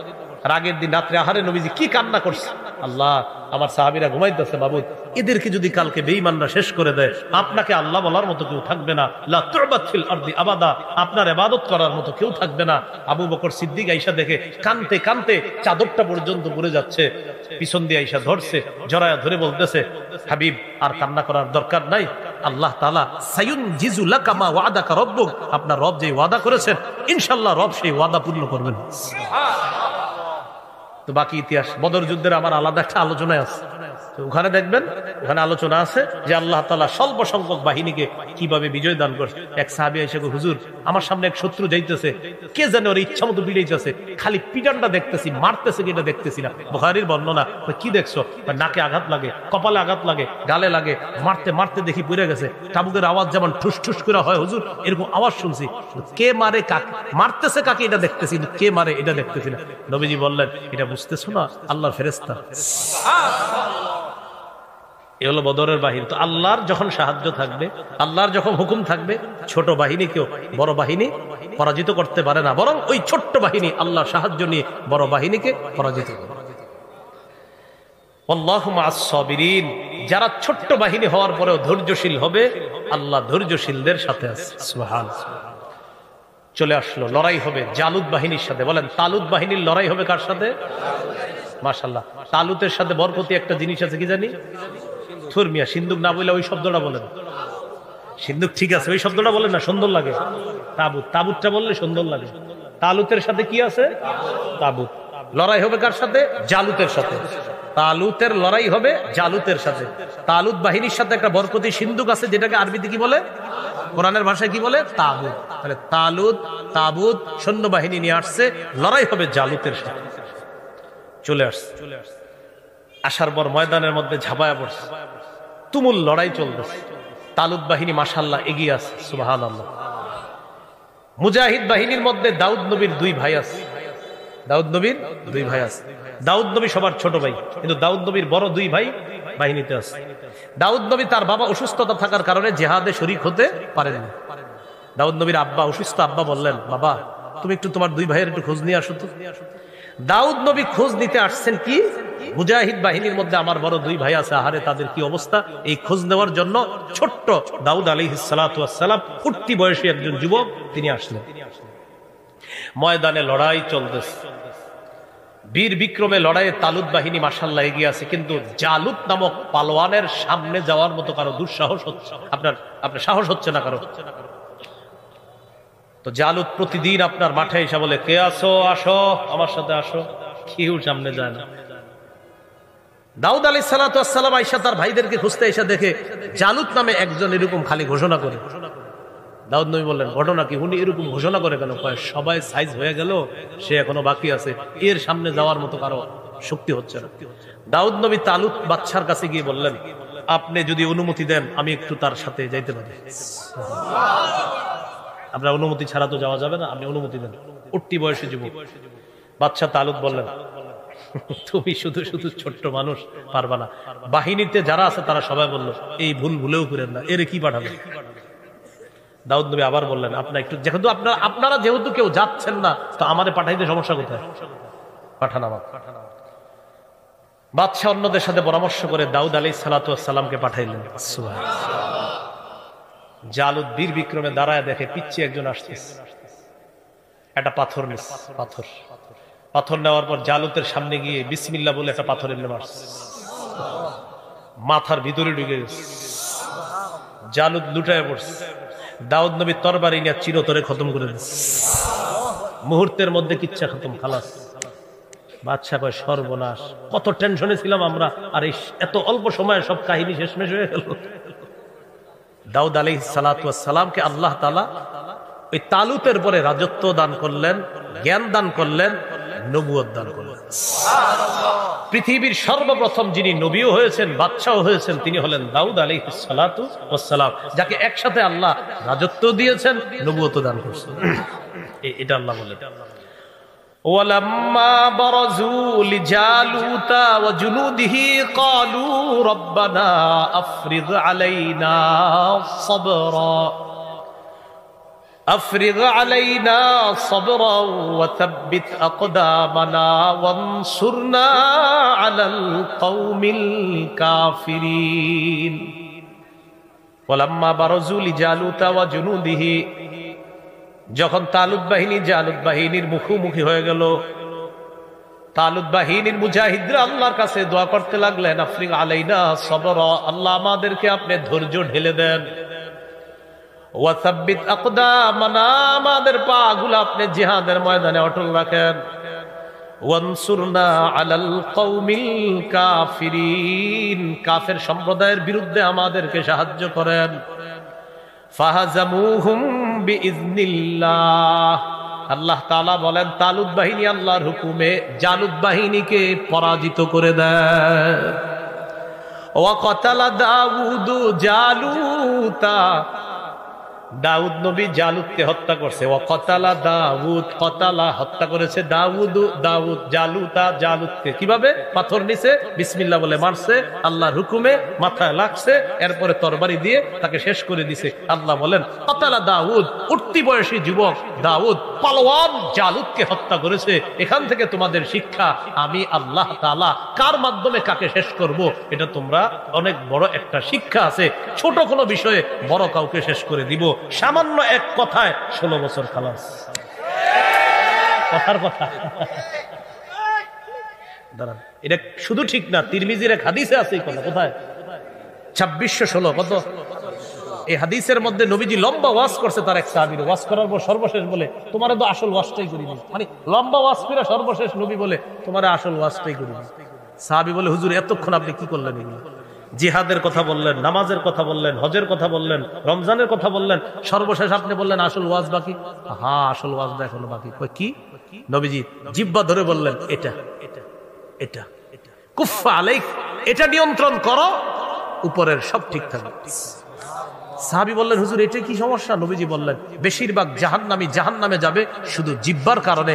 আমার হাদিস আগে পড়ছি, বুঝে আসছে, কিন্তু কিছুদিন আগে এটা আমার ভালো করে বুঝে আসছে, জিহ্বা যে মানুষকে জাহান্নামে নিতে পারবে এর প্রমাণ এক জিহ্বা 16 বছর খালাস। জিহ্বা কি করতে পারে, ভয়ঙ্কর জিনিস। আল্লাহ বুঝার তৌফিক দান করে। 2616 তিরমিজির। হ্যাঁ। তো দাউদ জালুতকে হত্যা করলেন। আতাহুল্লাহুল মুলকা ওয়াল হিকমাতা ওয়া আল্লামাহু মিম্মা ইয়াশা। আল্লাহ তাআলা দাউদকে রাজত্ব দিলেন, হিকমত দিলেন, আল্লাহ যা ইচ্ছা তাকে সেই বিদ্যা দান করলেন। সর্বশেষ আল্লাহ তাআলা সুন্দর একটা কথা বলে, অনেকের মাথায় আসবে, হুজুর একদল মানুষ আরেকদল মানুষকে হত্যা করে লাভটা হইল কি? মাথায় আসতে পারে, মুজাহিদ বাহিনী জালেমদেরকে হত্যা করছে। তা আল্লাহ বলেন, ওয়ালাউলা দাফউল্লাহিন নাসা বা'দাহুম বিবা'দ, একদল ভালো মানুষ দ্বারা আরেকদল খারাপ মানুষকে যদি আল্লাহ প্রতিহত না করতেন, একদল ভালো মানুষ দ্বারা আরেকদল খারাপ মানুষকে যদি আল্লাহ প্রতিহত না করতেন, লাফাসাদাতিল আরদু, জমিনে ফাসাদ সৃষ্টি হতো, এই জমিন নষ্ট হয়ে যেত। একজন মর্দে মুজাহিদ যদি মূর্তির বিরুদ্ধে কথা না বলতেন, তাহলে আমাদের দেশে বড় বড় মূর্তিগুলো থাকতো। সর্বপ্রথম একজন বলছে মাশাআল্লাহ, তিনি মাত্র বলছিলেন একটার কথা। কয়টা? আল্লাহর কি কুদরত, আল্লাহ তাআলা এমন করছে। তিনি মাত্র একটা কথা বলছে, বেচারারে এই কারণে 3 বছর। আল্লাহ তাআলা এত কবুল করছে, চারদিকে তাকাইবেন দেখবেন শেষ। ইনশাআল্লাহ আগামীর বাংলাদেশ ইসলামের বাংলাদেশ। না, এই জন্য শর্ত আছে। কি শর্ত? ডেইলি 2 রাকাত অতিরিক্ত নফল নামাজ পড়তে হবে। নফল নামাজ পড়ে আল্লাহর কাছে দোয়া করে বলবেন, আল্লাহ এমন একজন শাসক আমাদের দেশে আপনি পাঠান, যে শাসকের 4টা গুণ হবে: নামাজ কায়েম করা, যাকাত আদায় করা, নেক কাজের আদেশ করা, অসৎ কাজের নিষেধ করা। সূরা হজের 41 নম্বর আয়াতে আল্লাহ বলেছেন, আল্লাযীনা ইম্মাক্কানাহুম ফিল আরদ আকামুস সালাহ ওয়া আতাউয যাকাত ওয়া আমারু বিল মা'রুফ ওয়া নাহাউ আনিল মুনকার। আল্লাহ বলেছেন, আমি এই পৃথিবীর যাদেরকে শাসন ক্ষমতা দেই, তাদের মৌলিক কাজ হবে 4টা: নামাজ কায়েম করা, যাকাত প্রতিষ্ঠিত করা, সৎ কাজের আদেশ করা, অসৎ কাজের নিষেধ করা। এমন 4 গুণওয়ালা একজন যেন শাসক আল্লাহ দেয়। আর দোয়া করবেন, আল্লাহ তিনি যেন আমাদের দেশে শরিয়া আইন চালু করে, আর এই শরিয়া আইনের সুফলটা যেন মরার আগে দেখতে পারি। যে সুফল দেখতেছে আফগানিস্তান, কারা দেখতেছে? 3 বছর আগে পৃথিবীর বিভিন্ন দেশ বলছিল আমরা তাদেরকে সমর্থন দিচ্ছি না। এখন আফগানিস্তানের হালাত এমন যে তাদের প্রধান শত্রু আমেরিকাও চুপে চুপে এদের সাথে একটু বন্ধুত্ব করতে চায়। আফগানিস্তান বলে গোনার টাইম নেই। এই জন্য মনে রাখবেন, আল্লাহর সাহায্য নিয়ে মুসলমান যখন চলবে, তখন তার এদিক সেদিক তাকানোর প্রয়োজন হয় না। যার সবচেয়ে বড় প্রমাণ বর্তমানে আফগানিস্তান। আফগানিস্তান নিয়ে প্রচুর পড়াশোনা করেন, এতে আপনার মাঝে অনেক কিছু জাগ্রত হবে, অনেক অনুপ্রেরণা পাবেন আপনি। 3 বছর আগে যে দেশটারে নিয়ে কেউ তেমন কোনো পাত্তাও দিত না, সেই দেশের বর্তমান অবস্থা, প্রতিদিন অর্থনীতির মুদ্রাস্ফীতি যখন উঠানামা করে, দেখবেন প্রায় সময় আফগানিস্তান 1 নম্বরে। এটা কিভাবে সম্ভব বলেন? হুজুর দরকার, সুন্দর কথা। প্লেন চালাবে কে? পাগড়িওয়ালারা প্লেন চালাইতেছে। এরপরে কথা হলো মার্সিডিজ গাড়ি টাড়ি তোমার দেশে দিব না। আফগানিস্তান, আচ্ছা আচ্ছা ঠিক আছে, বুঝাইতেছি বিষয়। কিছুদিন পরে এমন গাড়ি বানাইছে, মার্সিডিজ ফেল। পাগড়িওয়ালারা গাড়ি বানায় দেখাই দিছে। খাল বন্ধ করে দিছে পৃথিবী তোমাদের সাথে আমগইয়া। এরা কৃত্রিম খাল তৈরি করছে আফগানিস্তান। নারীরা রাস্তায় নামছে কি, যে আমরা টাকা পয়সা কামাই করবো, এই অধিকারের আদায়ের লক্ষ্যে রাস্তায় নামছে। আফগানিস্তান সরকার বললো, বেতন আগে কত পাইতো? এত। পর্দার সহিত কাজ করো, ডাবল বেতন দিব, যাও। আপনি বলেন এই জাতি আটকাবেন কিভাবে? তো বলছিলাম, দুনিয়াতে ফাসাদ শেষ হওয়া দরকার আছে না নাই? তো আল্লাহ বলেন, একদলকে আরেক দলের মাধ্যমে যদি আল্লাহ প্রতিহত না করতেন, লাফাসাদাতিল আরদ, পৃথিবীটা নষ্ট হয়ে যেত। ওয়ালাকিন্নাল্লাহা যু ফাদলিন আলাল আলামিন। কিন্তু আল্লাহ তাআলা বিশ্ববাসীর উপর যু ফাদলিন, বড় অনুগ্রহশীল, রহমওয়ালা, দয়াওয়ালা। শেষে বলতেছে তিলকা আয়াতুল্লাহি নাতলুহা আলাইকা বিল হক। হাবিবি, যে ঘটনাগুলা সত্যভাবে আমি আল্লাহ আপনাকে জানায়া দিলাম। ওয়া ইন্নাকা লামিনাল মুরসালিন, আপনি রাসূলদের একজন। এর মানে কি বুঝাইছে হাবিব? ইহুদিরা এই ঘটনাগুলা কিছু বানায়া বানায়া বলে, এই যে ঘটনাগুলো আছে না, কিছু কিছু বানায়া বলে, ভয়ঙ্কর ভাবে বানানো ইতিহাসটা আমার জানা আছে। এই তাবুত তালুত নিয়ে বানানো ইতিহাসগুলা, এটা আমার পুরোটা মুখস্থ আছে, বানানো গুলা আর কি, যেটা ইহুদি খ্রিস্টানরা আপনার সাপ্লাই করে। আল্লাহ তাআলা বলেন, হাবিব আপনার মাধ্যমে, কোরআনের মাধ্যমে আমি আল্লাহ তাআলা সঠিক ইতিহাসটা জাতিকে জানায়া দিলাম। আপনি হলেন রসুলদের একজন। এবার মূল কথাটা শুনেন। এক নাম্বার, রাজত্বে পাওয়ার, ক্ষমতা পাওয়ার, এটার জন্য কোনো টাকা পয়সা থাকতে হবে এটা শর্ত না। তার বিদ্যা বুদ্ধি এবং তিনি রাষ্ট্র পরিচালনা করতে পারেন কিনা এটা দেখা, এটা গুরুত্বপূর্ণ একটা বিষয়। দ্বিতীয় বিষয়, আল্লাহ তাআলা কোনো বরকতি জিনিস, নিয়ামত যদি কাউকে দান করে, এটা সংরক্ষণ করার চেষ্টা করা, যার প্রমাণ হলো তাবুত। এটা লুট হয়ে গিয়েছিল, এটা একটা বরকতি জিনিস ছিল। 3 নাম্বার বিষয়, আমিরের আনুগত্য করা। নিঃশর্ত আনুগত্য একমাত্র কার করব? রাসূলের। এরপরে সবার আনুগত্য করতে হবে, শর্ত লাগবে। মৌলিক কয়টা নীতিমালা? হ্যাঁ, 3টা নীতিমালা। নাফরমানির কথা মানা যাবে? মানা যাবে না। এরপরে 4 নাম্বার যে বিষয়টা জানলাম, ছোট্ট মানুষও পালোয়ানকে শেষ করে দিতে পারে, বাকি সেখানে আল্লাহর সাহায্য লাগবে, আল্লাহর নুসরত লাগবে। আল্লাহ তাআলা আমাদের সকলকে আজকে যে কথাগুলা বললাম, শুনলাম, মাঝে মাঝে যেই আমরা কথাগুলা থেকে আরো সুন্দর সুন্দর শিক্ষাগুলা নিলাম, এই শিক্ষাগুলা আগামীর জীবনে আমরা যেন বাস্তবায়ন করতে পারি, আল্লাহ তৌফিক দান করেন। সুবহানাল্লাহি ওয়া বিহামদিহি, সুবহানাকাল্লাহুম্মা ওয়া বিহামদিক, আশহাদু আল্লা ইলাহা ইল্লা আনতা, আস্তাগফিরুকা ওয়া আতুবু ইলাইক। আলহামদুলিল্লাহি রাব্বিল আলামিন, ওয়াল আকিবাতু লিল মুত্তাকিন, ওয়াস সালাতু ওয়াস সালামু আলা সাইয়্যিদিল আমবিয়াই ওয়াল মুরসালিন ওয়া আলা আলিহি ওয়া আসহাবিহি আজমাইন। ربنا ظلمنا أنفسنا وإن لم تغفر لنا وترحمنا لنكونن من الخاسرين. رب ارحمهما كما ربياني صغيرا، رب ارحمهما كما ربياني صغيرا. মাবুদ মেহেরবান, মাওলা আল্লাহ মেহেরবানি করে মাহফিলকে আপনি কবুল করেন। আল্লাহ